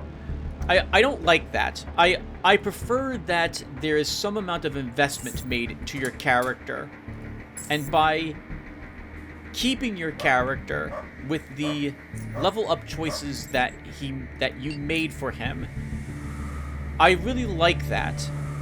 It forces you also to use what you've taken, rather than perhaps giving up or reading something online that says you're doing... Oh, no, that's a bit different.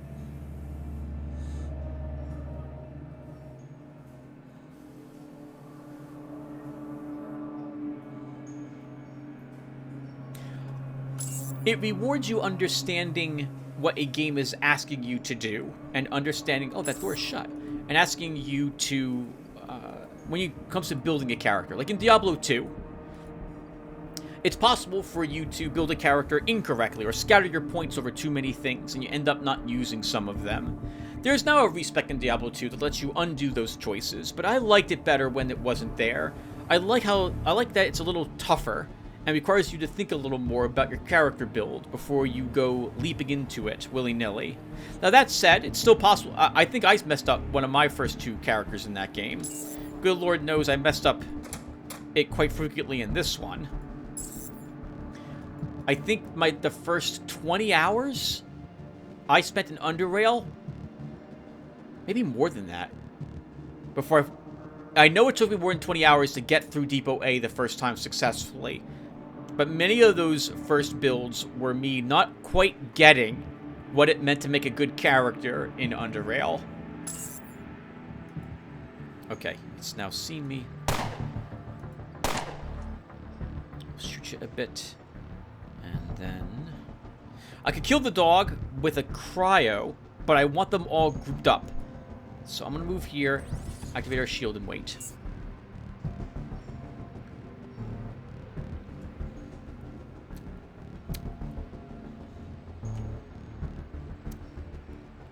This are the people in this room getting stuck on each other, trying to reach me. Because dogs are in the way. Or the people down here getting out of their room and coming to investigate the gunfire.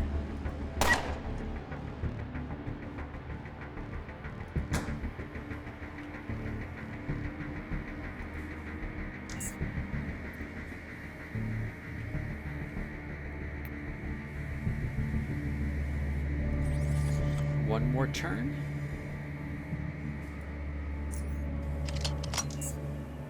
If the door doesn't open, then there's a dog on the other side of that door, and all the people are behind it.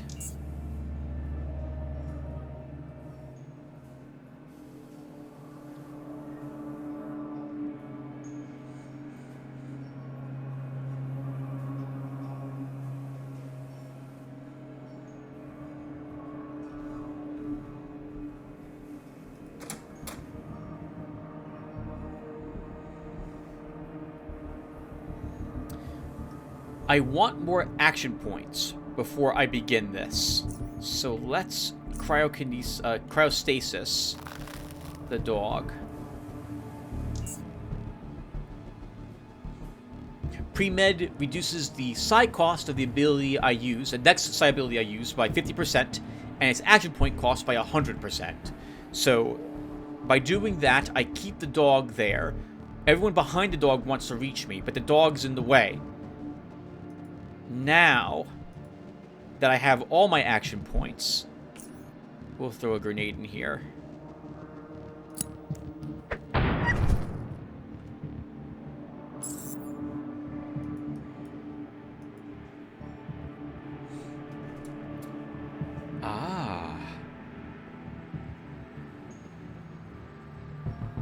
I don't want to fight them here. I want to use the mine. We just heard the sound of a door open. That's the other muties going to investigate the sound of that grenade. So they are filing out of their room and walking over here to investigate.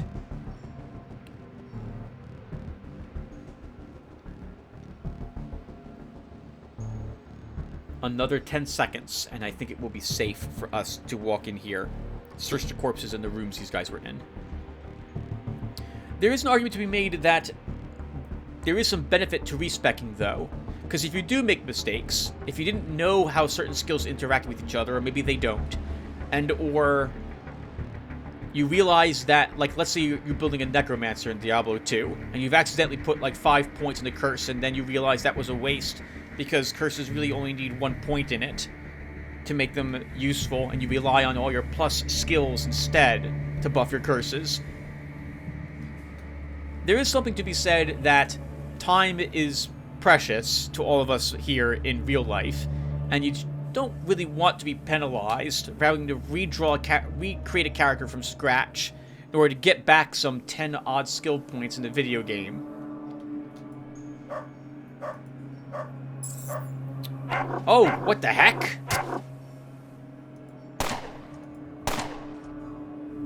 This is unexpected.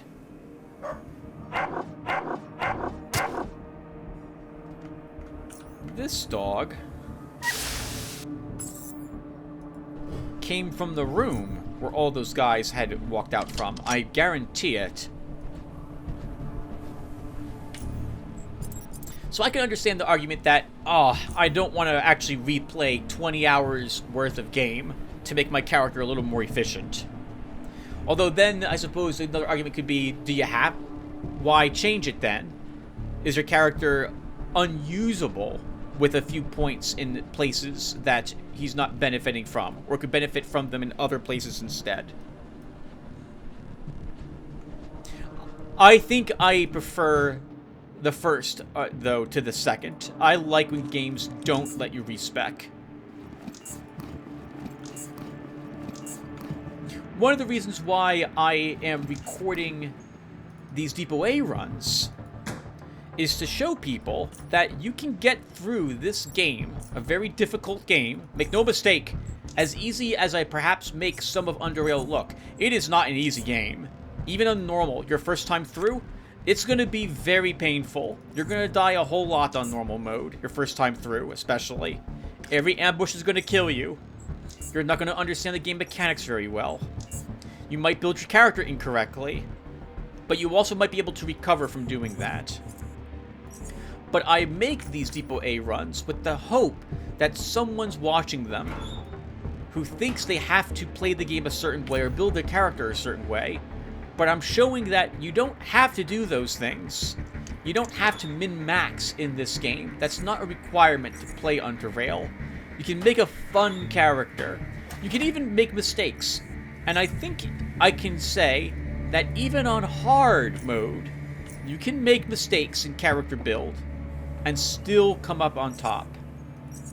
It is tougher, but it is possible.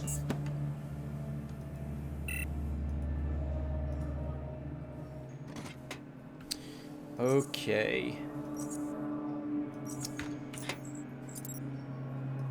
That should let us access the one console by the acid dogs we killed earlier, but we want to clear this entire area.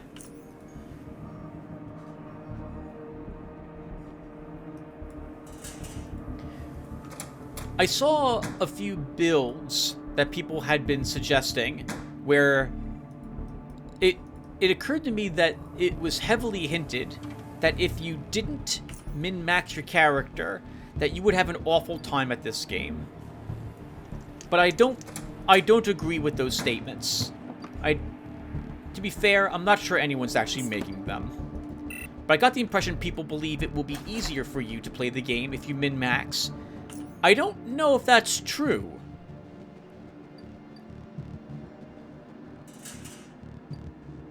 I don't think, for example, if I lowered Sylvester's Constitution to 3, and I put those points into his other skills, if he would be any easier to play than he is now.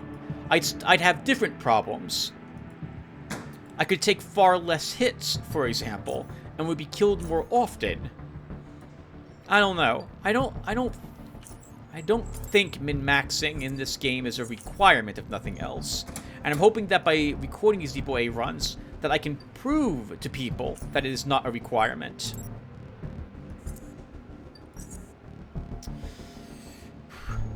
Let's just do this. Okay, so let's also break down these.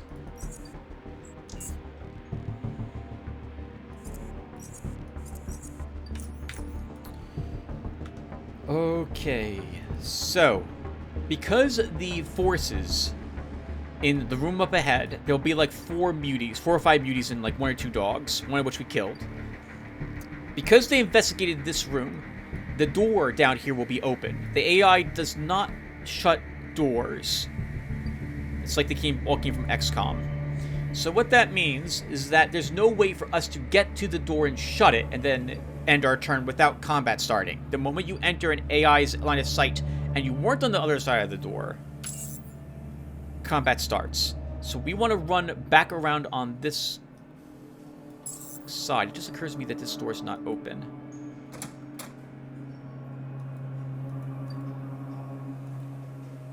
Okay, here we go. So now they've seen us. Let's try to get away.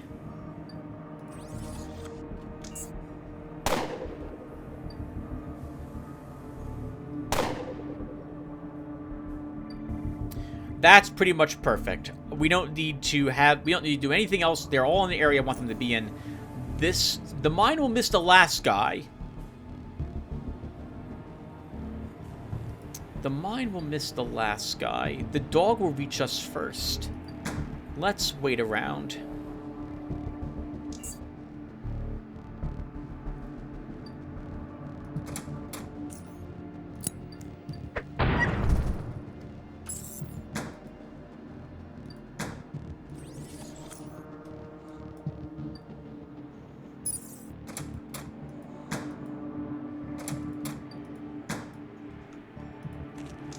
Okay.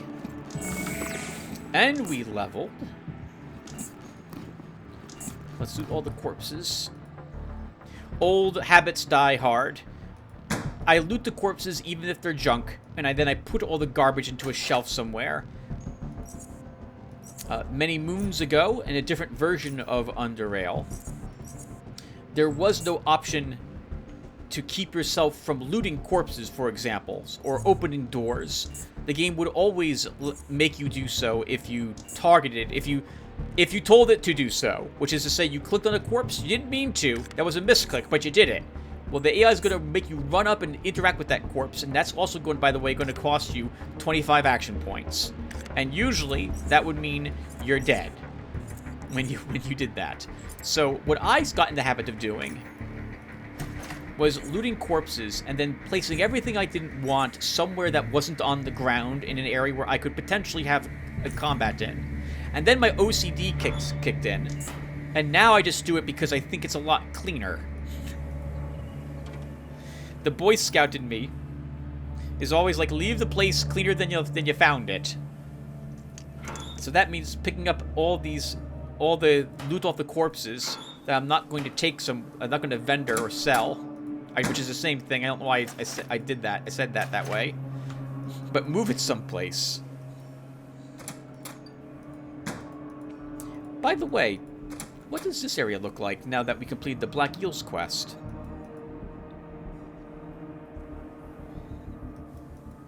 Oh, okay, it's not caved in.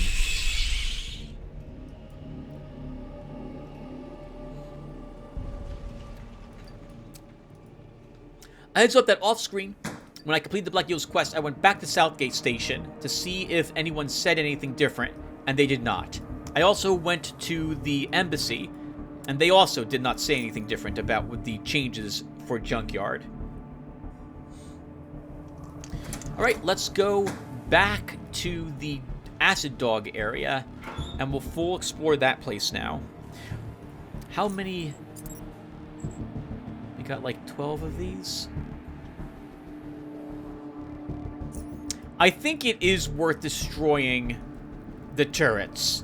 If I was to use a .44, because 10 of those bullets is probably worth the same amount as 2 lithium cells. Is that right?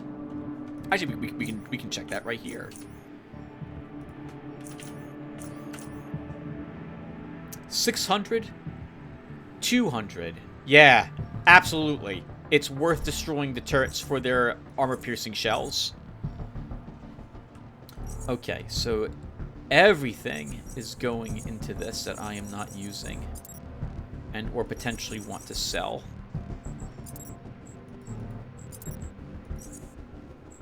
Oh, except I want 80 of this.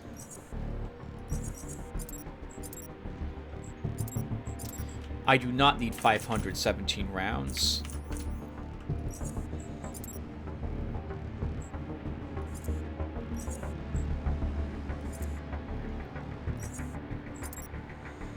Okay, and I do not need any of this. Okay. Let's head over here. We also haven't found any MK1 grenades, so I'm going to do this now. Because I don't remember what's in these. Nothing. Okay. Right. I remember praising Stygian Software for having a mine guard a locker and there being nothing in it. That is... I love that. The Dungeon Master in me loves that. Alright, there's no more acid dogs here. We've killed all the acid dogs, so we should be able...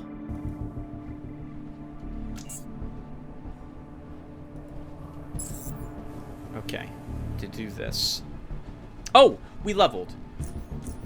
There is no reason, by the way, if I've never mentioned this before, there's no reason under Rail to ever not level the moment you level up. Always do it. You don't get a hit point restore when you hit level up. Your max hit points improve, and I think your current hit points improve relative to that. But if you were still down like 5% of your hit points, you're still down 5% hit points when you level up. And you could benefit, even in combat, from the increased stats immediately. So, absolutely always level yourself the moment you level up. And my level up's pretty boring. It's just 5 points and everything that I'm currently taking. And we don't get a feat at level 11, so that's it. 21 more experience points. I don't know if there's that much still to have here. Okay, so... aim shot.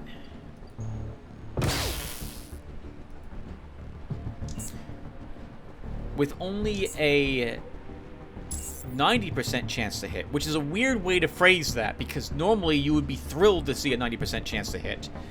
But I'm not.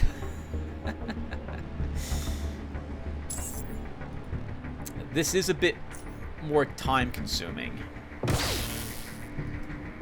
But even at 3...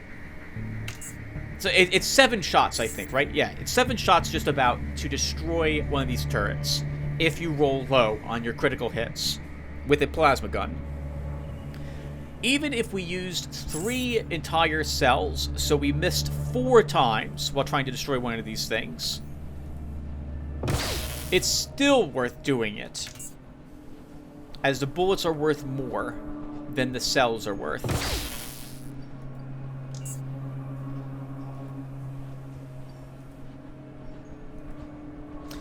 I suppose, though, we do have to have energy to actually fire Tim.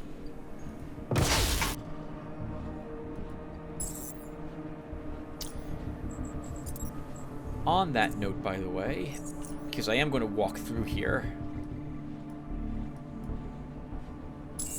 I know that there is a mine in the center of this area. So we might as well detonate it, because I'm going to walk through that area.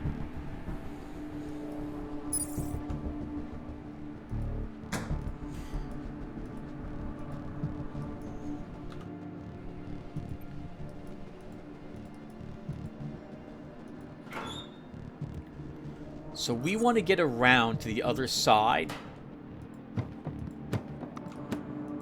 as it will be similar to what we just did from that side. I also very rarely have the perception I have now. Yeah, 10? Which is 13 with snooping. So I should absolutely run around this area, look for any secrets that might exist. Because I don't think I've ever had a character with this high perception and snooping here. Sorry, a combination of the two. I definitely have not had the combination of the two here.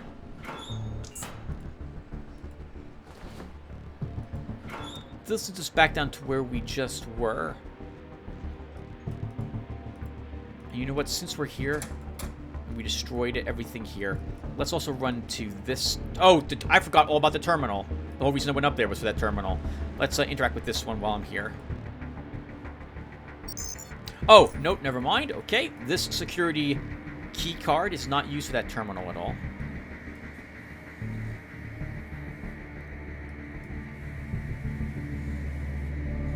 Did I just do the whole battle against all the mutants while wearing the wrong goggles? That happens pretty frequently for me.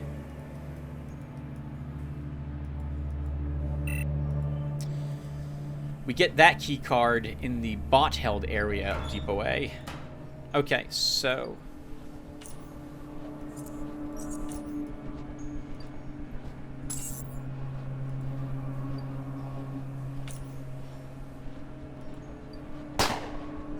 Wrong gun, Tim. Wrong gun. Well, it's too late. We did that. The whole internet saw it. Let's just do this again.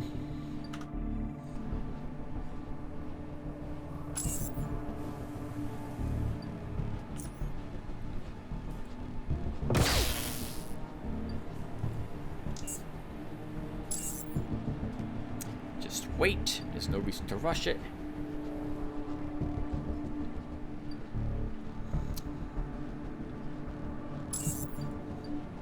I have been tempted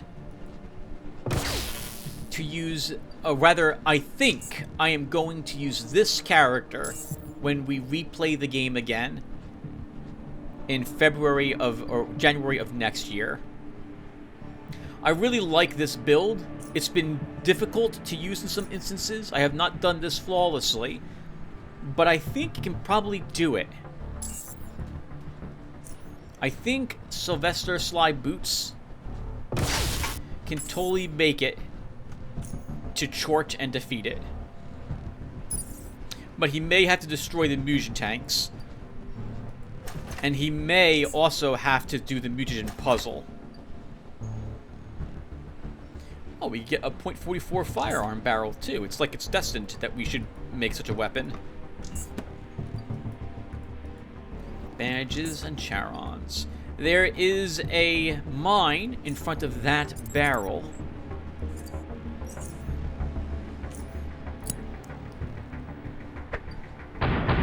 I think it can be worth it. So we'll do this. Nope, nothing. Stig, I approve. I highly approve of that. There's nothing in here, right? Well, that's right. There's things in here, but there's no hostile. I think one time I got a shield from this locker.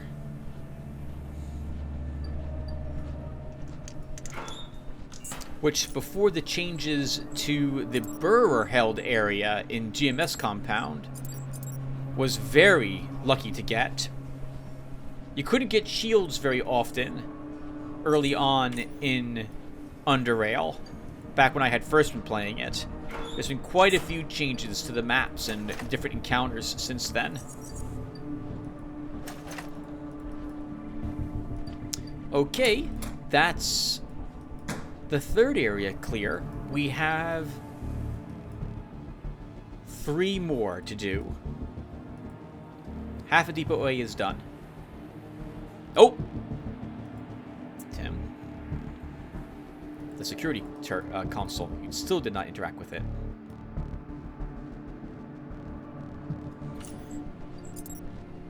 Something I do frequently, which you'll see, is I keep my gear repaired whenever it is down very close to the full use of a repair kit. And the reason for this... Inner Depot Auxiliary Entrance. Was that this? Let's check it really quick. The reason for that is because these all weigh 1 pound. They used to weigh quite a lot less. I think they used to weigh 0.2 pounds each. But at some point, they became more expensive to build, scrap-wise, and the weight significantly increased for all of them as well.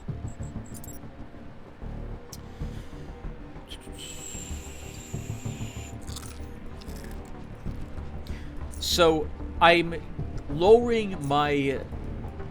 I'm increasing the carry capacity, what I'm allowed to take back with me, by using them frequently to get them out of my inventory, rather than wait until my gear is about to be destroyed.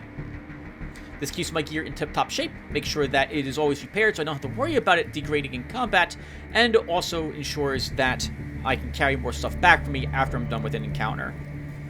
That said, I tend not to carry so many items with me to repair. This was an accident that I actually was carrying around 8 or so electronic repair kits. Okay. I like doing the bot-held area next. This way I have another option to come up from at the mutants from. So let's do the bot area next.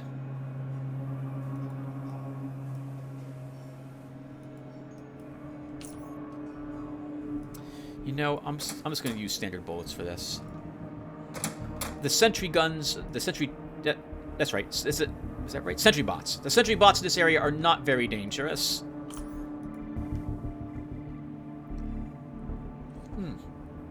On hard mode, are they plasma walkers instead? I'm guessing that the... I know that the auto turrets are plasma turrets on dominating.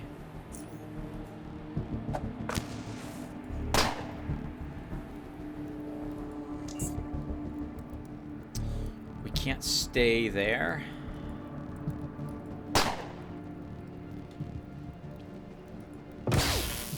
Oh, that's a shame. I'm gonna try it. Good. I really wanted the chance to get another flashbang. Been a while since I've used a character who actually has throwing as a skill. And flashbangs are really handy.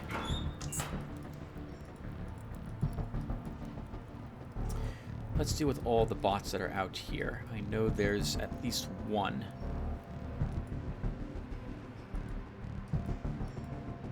Oh, actually, we might have destroyed that one. There's 2 bots, I think, in here on hard. There's that one.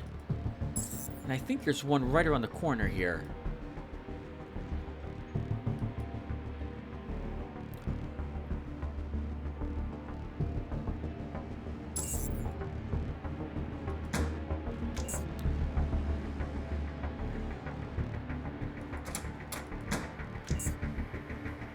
If there is, it's not investigating.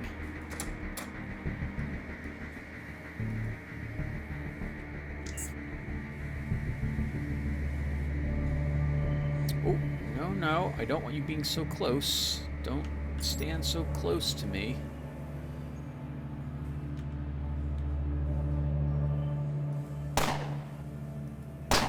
I was so tempted to fire the plasma weapon on it. But something told me I'd missed that 95% shot, and I did.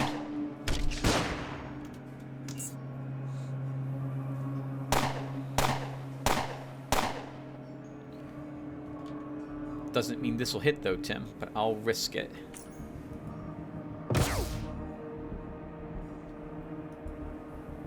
Sometimes you just happen to miss several 93% or greater chances in a row. Or just in general during combat. It happens.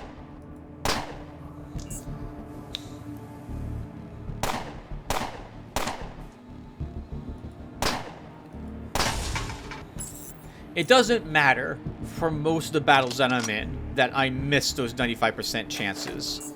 Once again, it doesn't. Is there no other bot in here? There isn't. Okay. Because I'm going to win anyway. Most of the time. But it also happens when I'm not going to... Like, I'm not guaranteed to win, or I don't think I'm going to. And then that's extremely frustrating. Alright, so what else can we talk about here? Okay, I am curious. I'm imagining it hasn't been done because it can't be done, but I'm not... I know the moment I say that, someone's already done what I think is impossible, and everyone knows about it but me. I've always played this game with the idea, or the knowledge, I suppose I would say, that you must make a combat-capable character. At the end of the day, this is not Fallout. You can't get through the game with a used car salesman type character who's a merchant, who sells things only, and doesn't do any combat. You have to fight. You have to. I don't see how you do this game without that. Oh, uh-oh.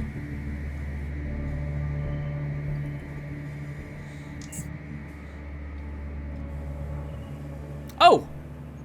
Can we get 2 bots to fight me at the same time? I want to get rid of these MK1 EMP grenades, so I want the excuse to group up the enemies together.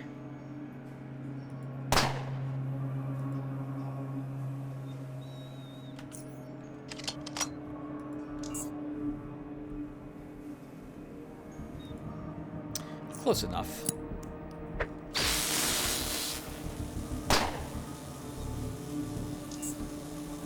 Just an MK1 though. Oh no, right, MK1s, they are still short-circuited for 2 rounds.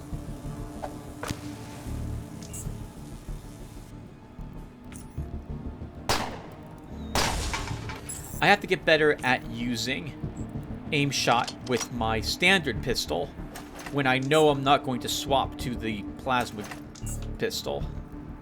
Let's let this camera see us. We'll get more bots to destroy.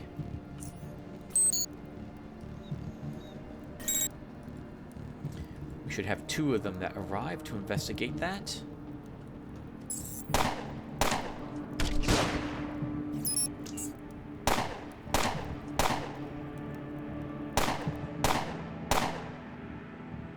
Okay, let's advance a bit.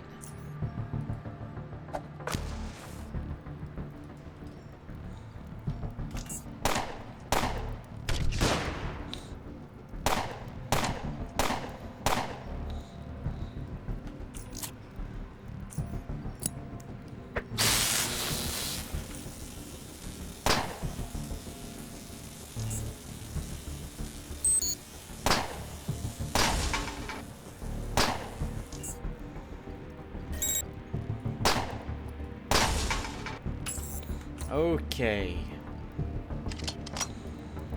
Good. That's... No, we have 1 more mobile bot. Oh! I suppose, really quick before... I forgot what I was talking about. What was I just talking about before I was about to say something new? Oh, okay, right.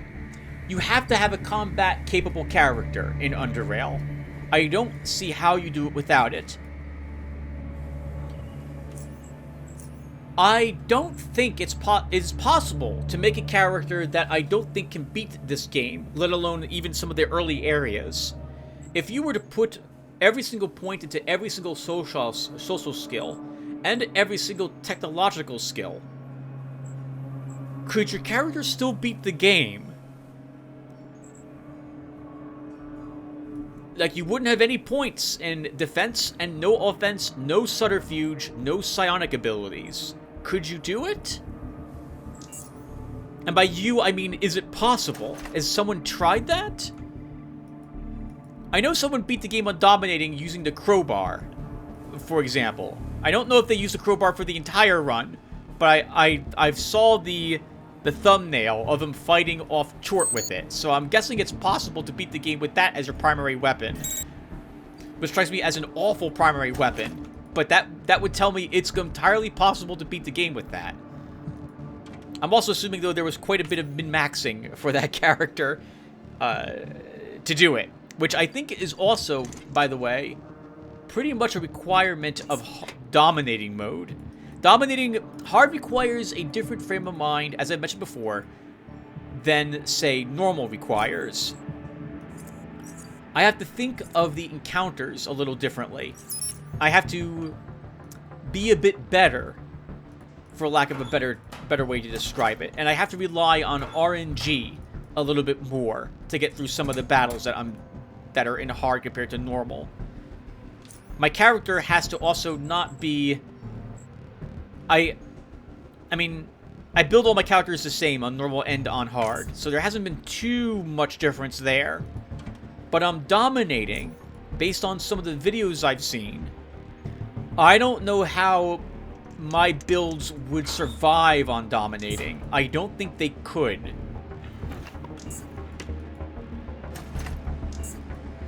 I think they would just get beat down.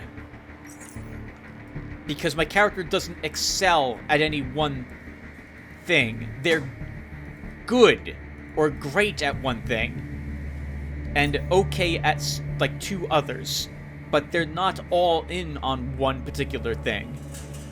And I don't sit down and crunch numbers for my builds to figure out where exactly the feats need to be, like what my stats and skills need to be to get each most efficiency out of those points. I just go with a theme for a character that feels right for the character I'm playing without making him too weak. Okay, there's another bot in this room. Let's deal with this room first.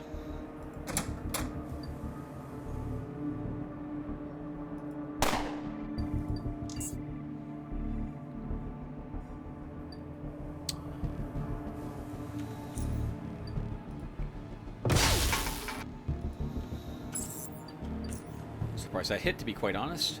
I fully expected that to miss. Alright, we know there's an auto turret and there's a standard turret in this room. I know that there is a mine here. So I'm going to simply destroy that now.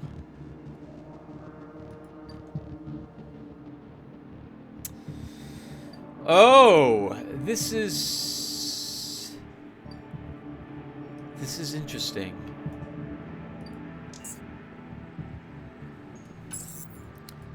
I don't think I can... I don't want to take 63% chances to hit. Is there a way for me to get behind? I don't think there is. Is there a way for me to get behind those turrets through the vent system to come out on the other side of them?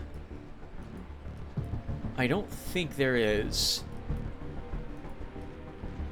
I think the vent system that's on the other side of them requires you coming out of the door on that side, but let's... maybe I'm wrong.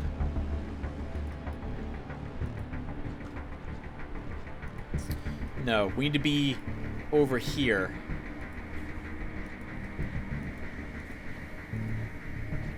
Okay, so it's not... oh, maybe, if this goes up. Or to the west. It does... no, it does not. Okay, so no. We don't have hacking, so we can't bust into one of the side rooms to get around the turrets. I don't want to... well, if I throw an EMP grenade and it lands reasonably well, we can run for the door. But by reasonably well, I mean it has to hit the auto turret. Good. And then we can run for it. I don't care about the sentry turret, because that's basically a sentry bot. Only it doesn't move, and has... I think it has a slight chance to do more damage.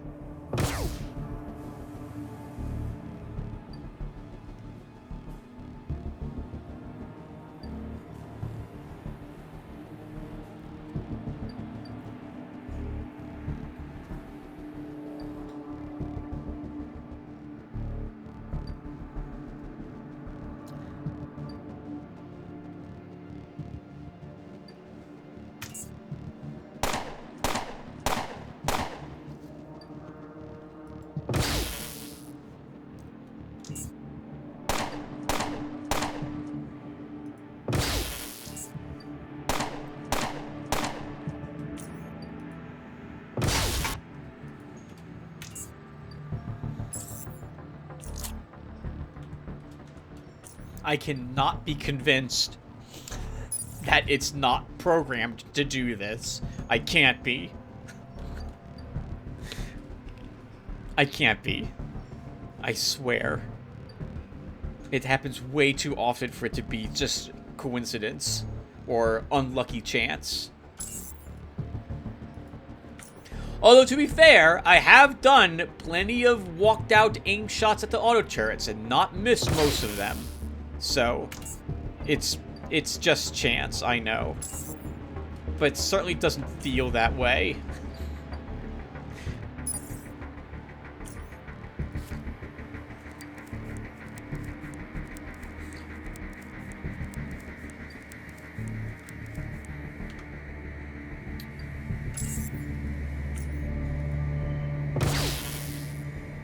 Two more of those.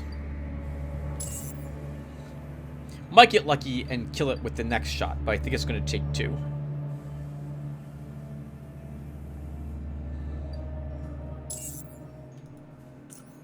Assuming we hit both of them.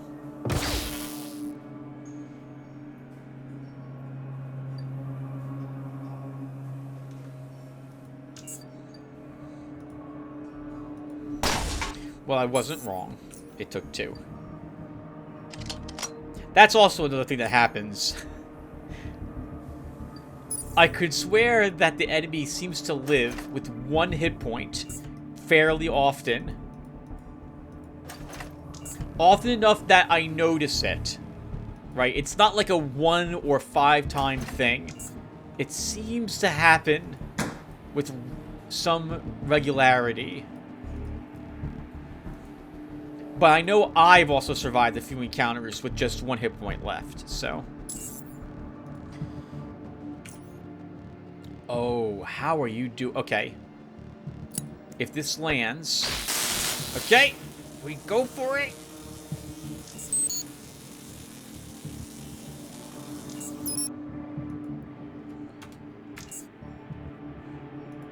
I think we did this with Tim, didn't we?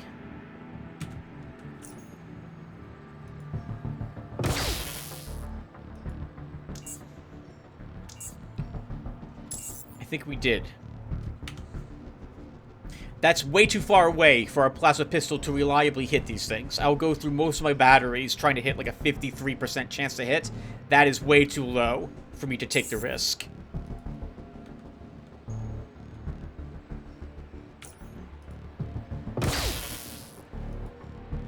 Yeah, I'm complaining for no reason, I see. We're hitting most of these aim shots. It's just... the first aim shot tends to miss. Or I've noticed it. Actually, I guess that's not even that's true. Not even that's true.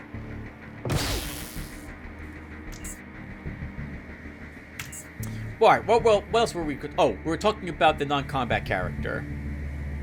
I don't see... so how would you beat Chort? Let's... Because that'd be... I don't even know if that's the toughest encounter for a non-combat character to deal. But how would you do it?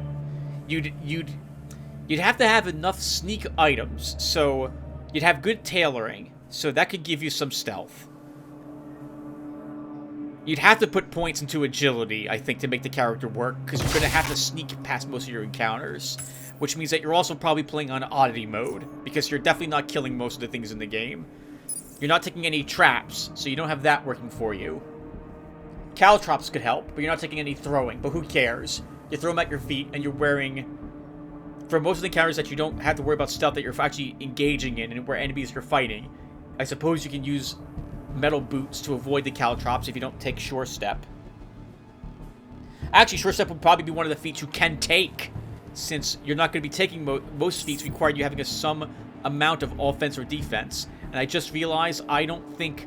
I cannot walk around the corner, fire, and run back with this character on this gun. In fact, with the plasma pistol.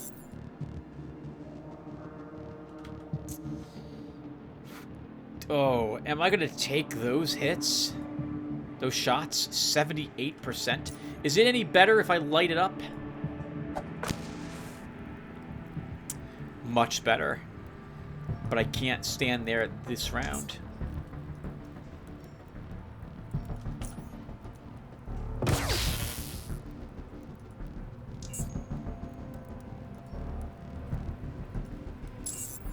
Oh, I didn't want combat actually ending. I guess it doesn't matter.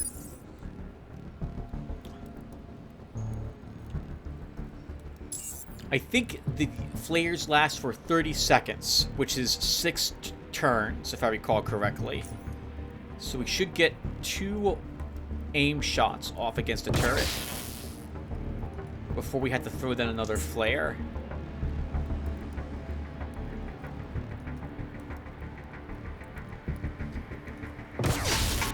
Oh, that was a very nice lucky crit. I was about to say that there's a mine right there, but thankfully it showed up without us having to worry. Oh, because I'm still wearing my detection goggles. Alright, let's not keep those on my face.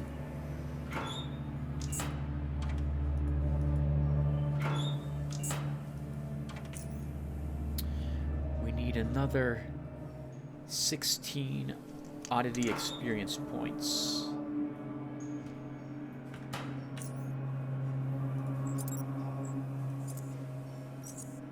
We have destroyed all of the turrets. This room is also done. We have 2 rooms left now to do.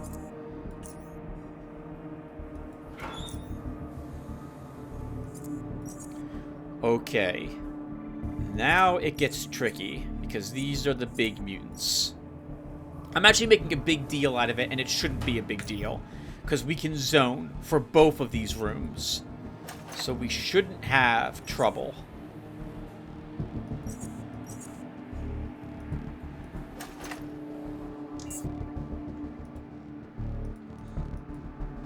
Absolutely want the armor-piercing rounds on these. Oh, they don't always have 10. They can have significantly less than that. Okay.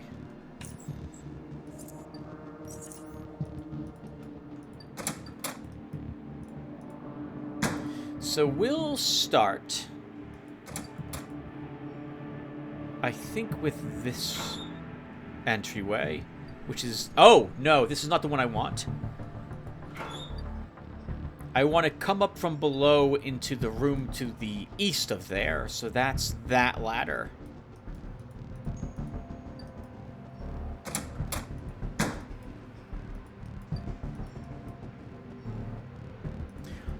I wonder. It's probably not the case. And it's a bit much for me to hope it has been. But I wonder if I've inspired anyone to play through the game with a character built in a similar way to the characters that I build for this game. I'm imagining I haven't, I guess. That's kind of sad. But also, I suppose it's perfectly fine. I would just like to hope that I've shown people that you don't need, once again, to make a character a very specific way to enjoy the game. Not even on hard, if you're willing to play the game on that difficulty. Okay. So before I make a giant mistake and just walk out there, why don't we wear the correct gear first? Because this is a bunch of acid damage. Oh, hey. We kind of have the outfit that Sly Boots has. If I do play through the game with Sly, I'll do my best to occasionally drop one-liners like he did.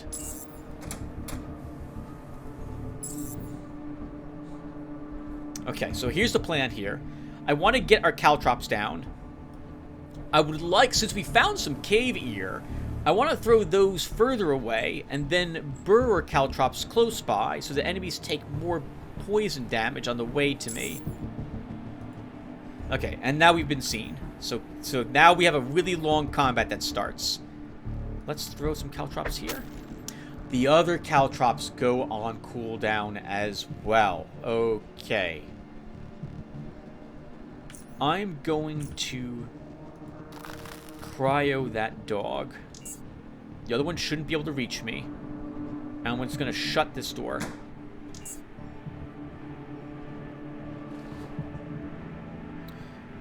I heard the curtain open, so there's things on the way.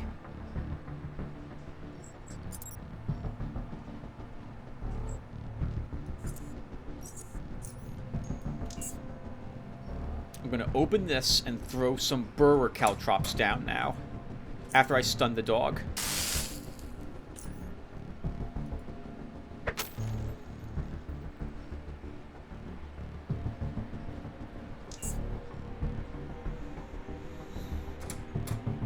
Okay.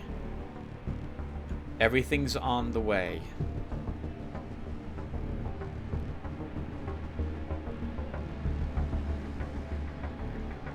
I'm going to shut the door? Gee, I'll take a shot first, then shut the door.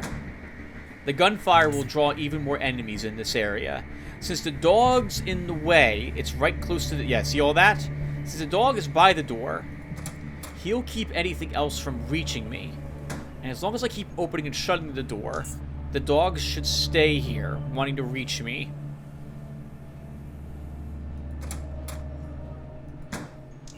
They're all walking over each other, taking a lot of extra damage thanks to all those caltrops. Hello, Mr. Mutant.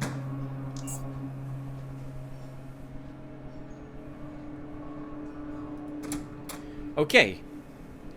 I'm going to throw down more caltrops. Actually, if I throw down more caltrops, we're not getting away. No, we are. We can. Throw down caltrops. Freeze the dog. Move out of the way.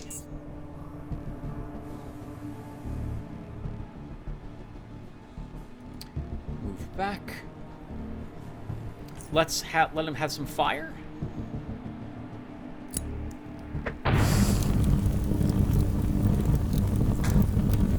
And now we have to move away. Because the mutant may end up running for the door when the dogs get out, run away from the door.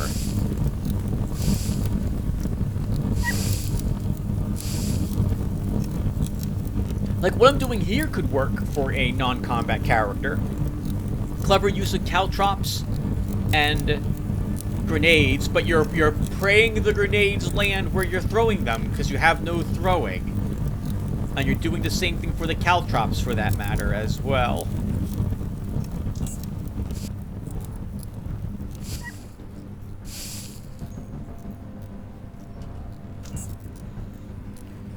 We stay here for a little bit longer.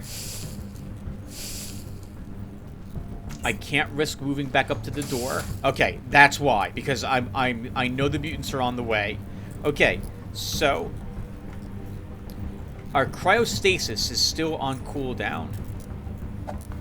Yeah, the nets only last for 1 round against them as well.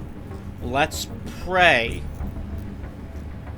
we can actually hit him with a 94% aim shot from our plasma pistol. Okay, that was fantastic damage.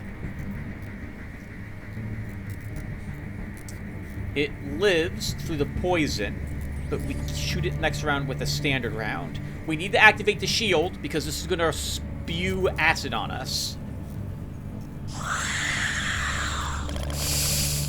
We're also intimidated, I forgot about that. But we should still be able to kill it.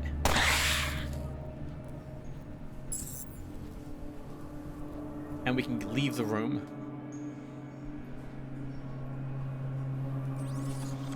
And we left not in combat.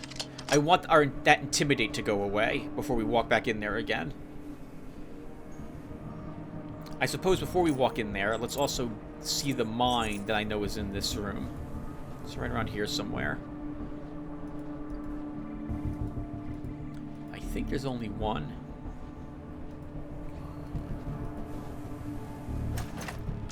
Oh, a plasma charger. An MK2 mine. Let's see. Mine, a grenade. Oh, hey! It's a little better than what I had used to craft my own plasma pistol. I used quality 54 to craft mine, if I recall correctly, so that's nice.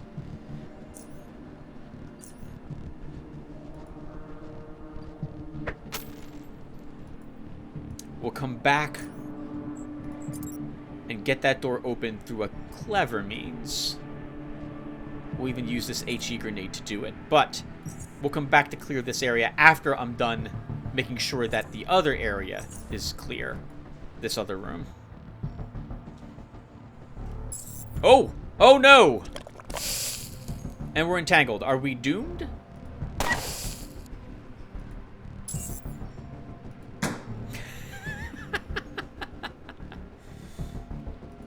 Oh no! Mutant suffered some mechanical damage. Okay. I think we're okay. That's interesting. I didn't think we could shut the door while we were rooted.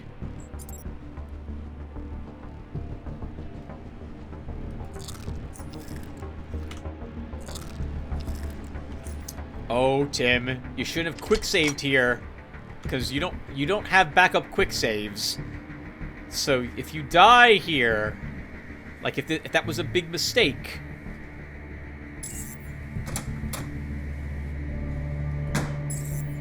Oh no.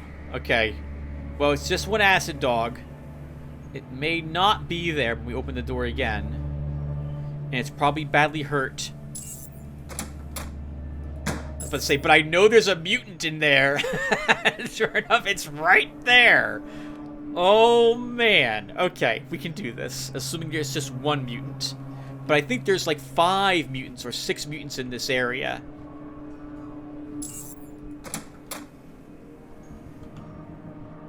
They're both badly hurt.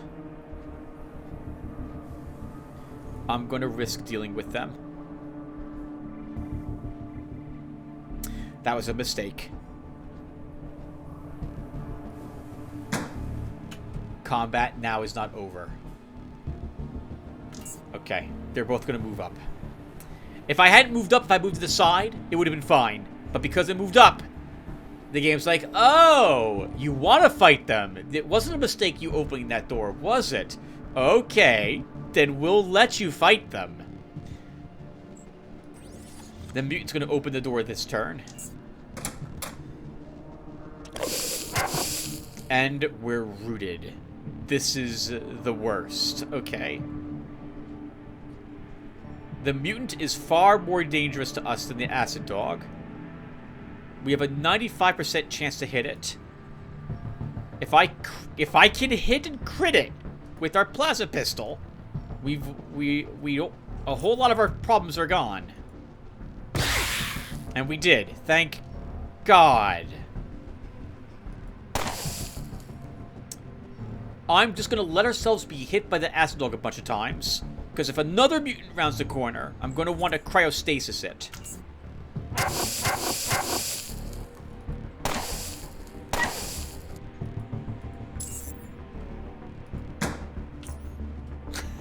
It's so weird I can shut the door even though I'm rooted here.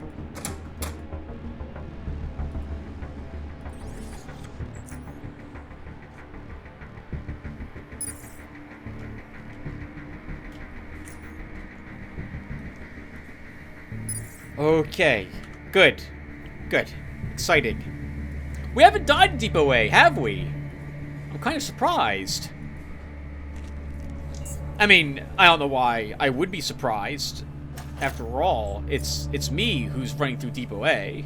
Why, there should be no reason for surprise. No, seriously, I am surprised.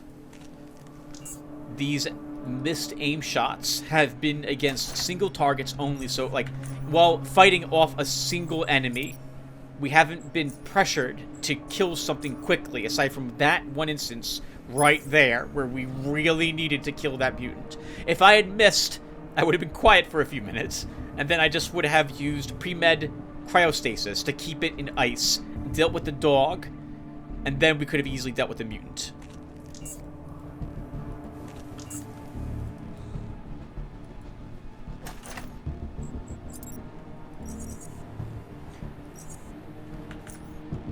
Okay, so I don't know how many enemies we've dealt with so far. Oh, okay. Well, there is a patrolling mutant still around. And we still have some caltrops to worry about, apparently.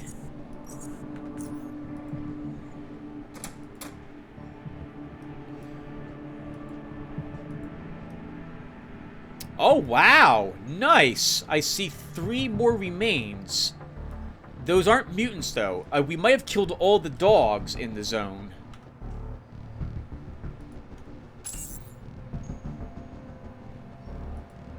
I want this to step on the caltrops and not me.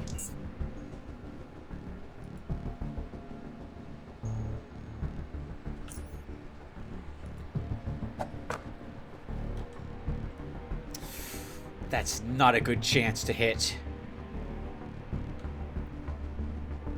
Neither is this, to be honest, but we'll take this instead. I'm not going to use aim shot. Good thing I didn't. That would have missed.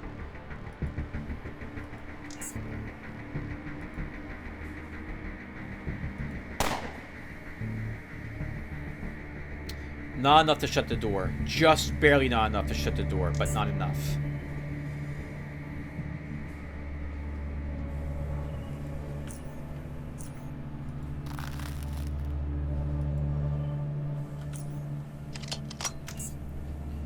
Okay. Let's aim shot plasma shoot the cryostasis mutant. This is me taunting at the game, daring it to make me miss this shot while I'm recording this.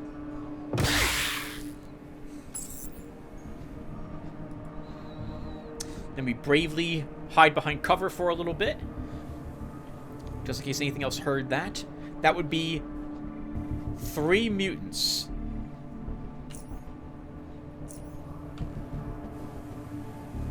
I think this zone's also the one that can spawn the 2-headed mutant, which is something unique to hard and dominating difficulty. You don't get it in normal mode.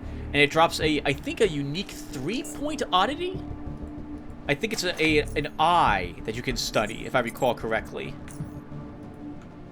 The very first time I did Depot A on hard was with Alien, and it so happened to spawn that creature there as well. I think it was right in this area, or right down here, if I recall.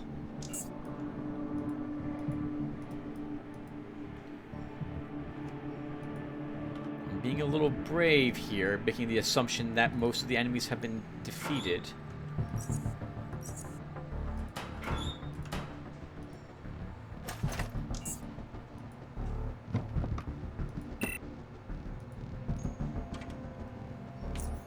I don't have to lockpick this door, but I'm gonna. I think this one can also be lockpicked.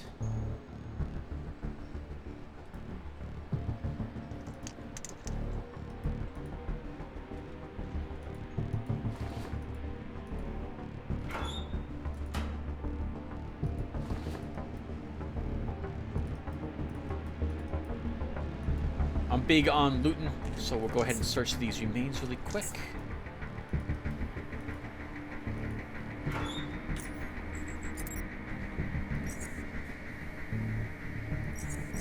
Can always come back and loot these again later.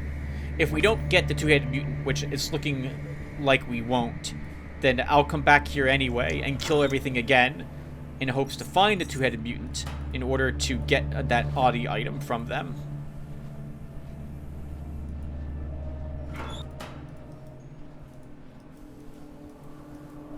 Oh, it's this, Tim. This is the thing you want to open.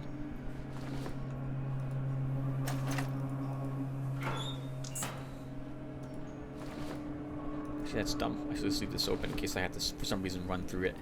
Okay, not bad. Did we clear this room? It feels like there should be at least 2 more mutants walking around out here somewhere. And a dog.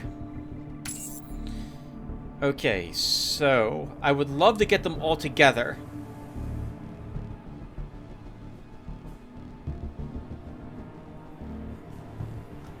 Here's what we're going to do.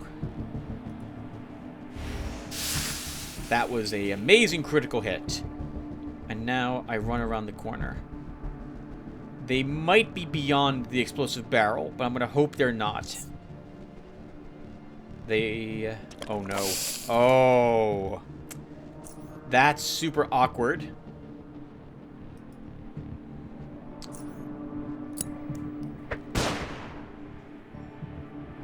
I can't move. So we're stuck here. Okay. They're all outside the range of that barrel. So shooting it's not going to do me any favors.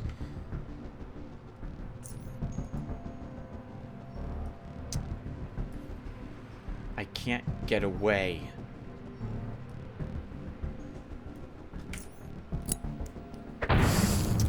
Right on my feet. Well, they'll burn a little bit if they decide to try to rush me. They're gonna walk through the door that I unlocked. That's what they're doing right now. They're running. The mutants are going for that door.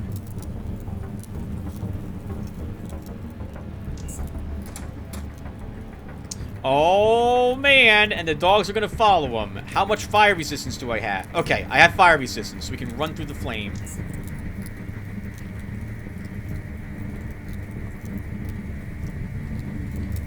I love fire. Oh, you're kidding me. That could reach me there?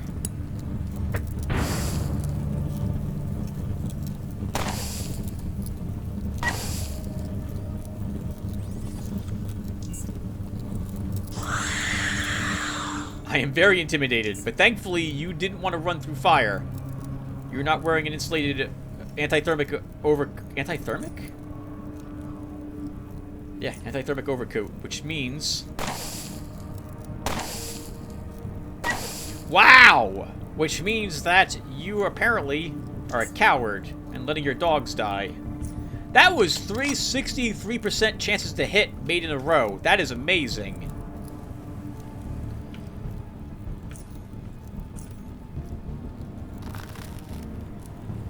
I'm gonna do it. This is a mistake. I shouldn't do this, but I'm gonna do it.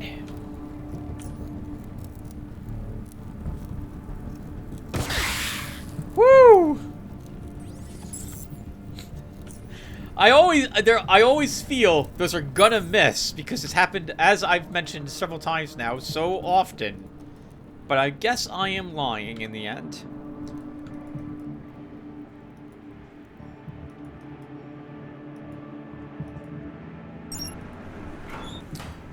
Okay. And with that done, we could grab the drill rotator circuit board and be done with Depot A. But I like clearing out every single room of every single enemy that we come across. So that means we're going to clear out the final room as well. Before we do that, let's do a little bit of searching.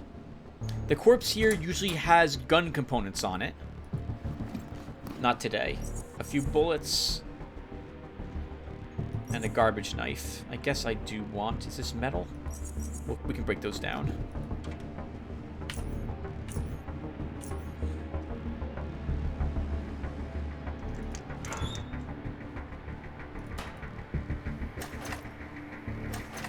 Just trash. We've got nothing but garbage from the dead woman here for a few times in a row now. Let's see if she continues to drop trash. Maybe she'll drop something nice for us this time.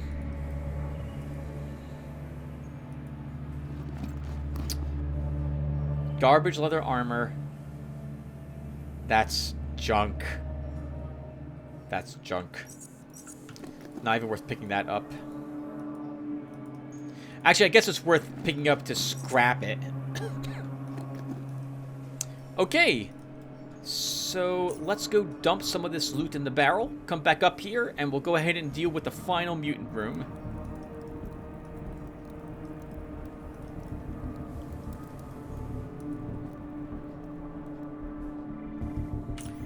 Barring some really unforeseen circumstance, it looks like Sly Boots' build has been able to handle Depot A on hard, which is very, very nice. I like knowing that's the case.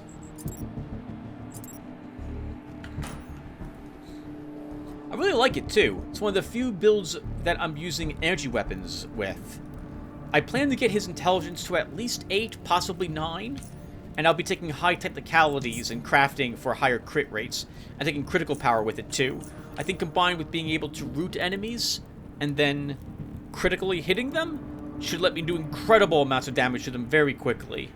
Or not, maybe not often, but with limited temporal increment, because I do plan on taking temporal manipulation, I'll be able to aim shot 1 round faster than normal, which should hopefully let me kill 2 enemies off very quickly.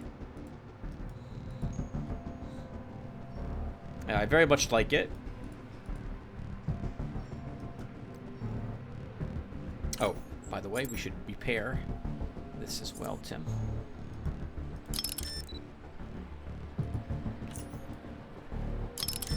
Okay. Oh, we have some remains. Search all the remains.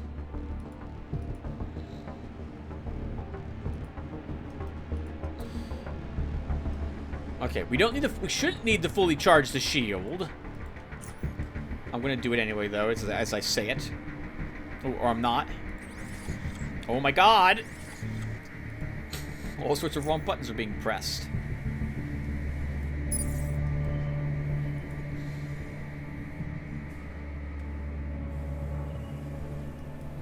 Okay, so... how do we deal with this room? I threw the caltrops down here. Well, as long as my aim works correctly, and to my knowledge, that door should not be shut. This one. Locked, sorry. Should not be locked. So we can get the enemies to investigate this room if we throw a grenade to start.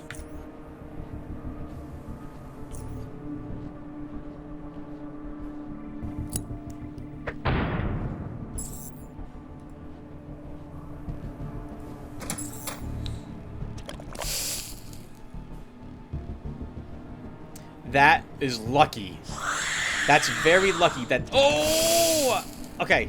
Oh, but this is unlucky where we are! Okay. Oh, please tell me I have morphine. Oh.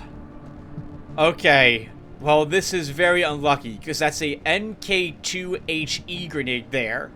I originally wanted it so I could throw a bomb and detonate everything here, but... actually, this is a really bad spot for us.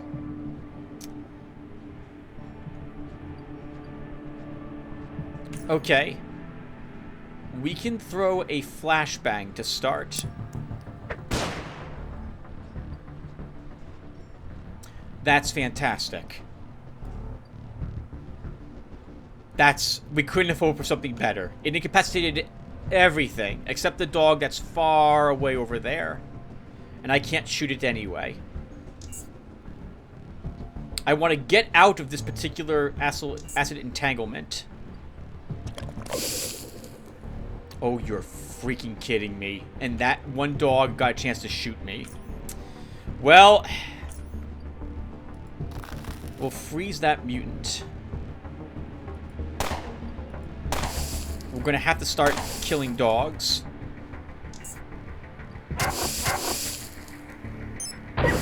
That's what I was really worried about. And the mutant's now no longer cryoed. And I think we're dead.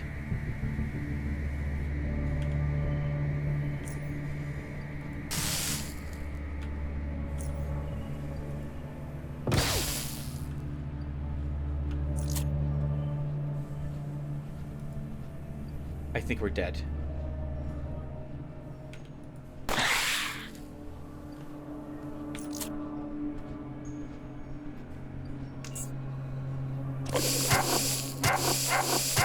Look at all those crits they just landed on us. We were at full life now, just like that, we're at 1/4 of our life.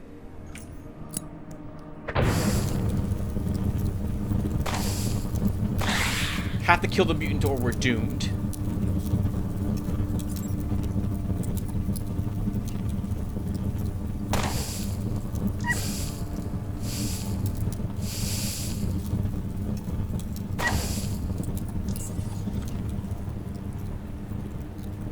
Oh!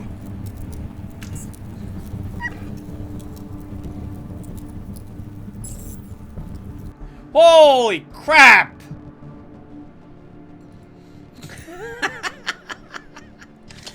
Oh, I'm glad we full charged that shield, or I think we would have died there. Wow! How unlucky. Every single acid entanglement, every single acid blob spat at us, I think, rooted us today.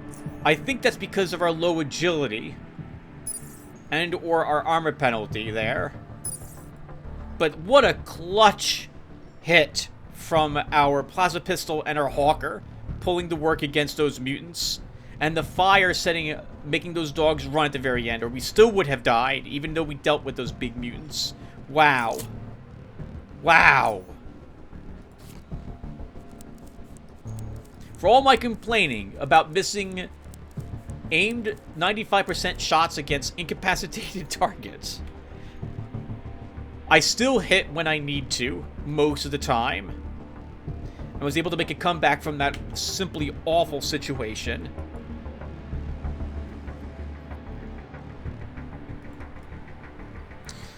Wow. And assuming that last dog died of its being set on fire, that would be this room also cleared of hostiles and the last room in Depot A that we needed to do. Man, what an adventure. Thank goodness for the acid armor and me remembering to actually equip it also. That would have been embarrassing had I forgotten to do that. Didn't even throw any of my MK2 grenades. Guess I was just too nervous about hitting myself with them, which I shouldn't be. I actually have throwing on Sylvester. No matter what, I will reach level 12 at the end of the quest, because when I turn in the circuit rotator board, I think you get 4 Audi experience points. Plus 3 for the Pip-Boy we're about to find.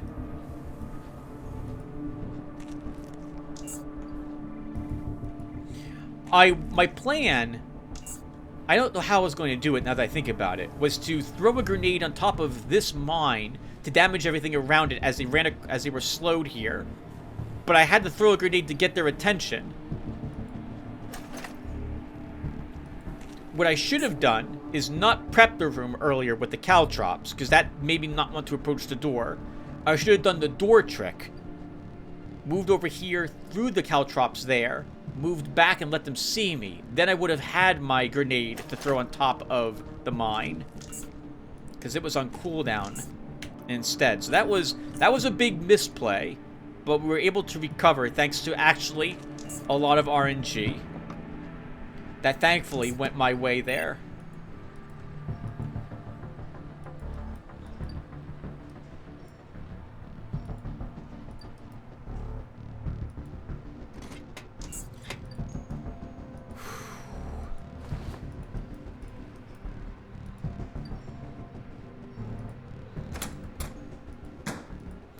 Arguably, it's still not quite... Oh, and look at that. Look what I was wearing. Tim. Yet again, you always have the wrong goggles on your face. 3 Audi experience points for the Pip-Boy. And I think that's the last Audi experience points my character can earn here.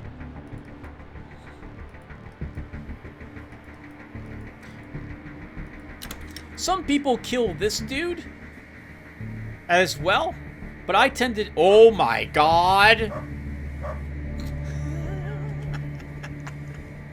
I didn't know that was there. That would have been bad. I think there's a 4th mine somewhere here. I think it's around here somewhere. I'm gonna just stand here and stare for a little bit. Some people kill this guy as well. I think he's got a unique pistol, and he's a rather difficult fight. I think he's considered a boss, but I'm not sure. But he's never been hostile to me, and so none of my... I don't tend to play what I consider evil characters, so I'm not running around killing everybody, just people who have Audi items. Because I'm the good guy. And so, well... I don't fight him. I let him live. And with that said, everyone, that does it for Depot A. Another Depot A run completed with Sylvester Slide Boots. We even fitted in a little bit more where I showed you guys how to do a little bit of cheating if you want to start a character out a little higher level, but yet still play Oddity mode. And or potentially get a little more loot to start, to a little nest egg going on your character if you're willing to abuse the import-export option that exists in the game. On that note, by the way, I had thought of posing a question for it to you guys, so I guess I will pose it. I'm not saying I'm going to do it. But first off, if I do hard next year with this character, I will import the level 3 version of him to start. Since the game owes me that much for not spawning any audio items after killing some 25 or so rat hounds in the first starting area. But I could also play dominating. What I would do, though, if I was to play through the game on dominating mode, is I would import one of my level 30 characters to beat the game with there. So there'd be no leveling. There'd be no equipment we would be looking for. We'd already have all the best gear. We'd already be max level. And it would just be a test if this character could get through the game on dominating, starting at level 30 and finishing at level 30. Let me know if that would be something you guys might be interested in watching. Once again, I'm not saying I'm going to do it, but I'd be curious if that would be something that could be entertaining to watch. Generally, I find I have the most fun watching people play this or other games when they're struggling. But I think in dominating, it's a struggle the entire way through. Anyway, thank you guys again for watching. Hope it was entertaining, and I will maybe see you in another one of these if I do another one this year. Take care, everyone, and thanks again for watching.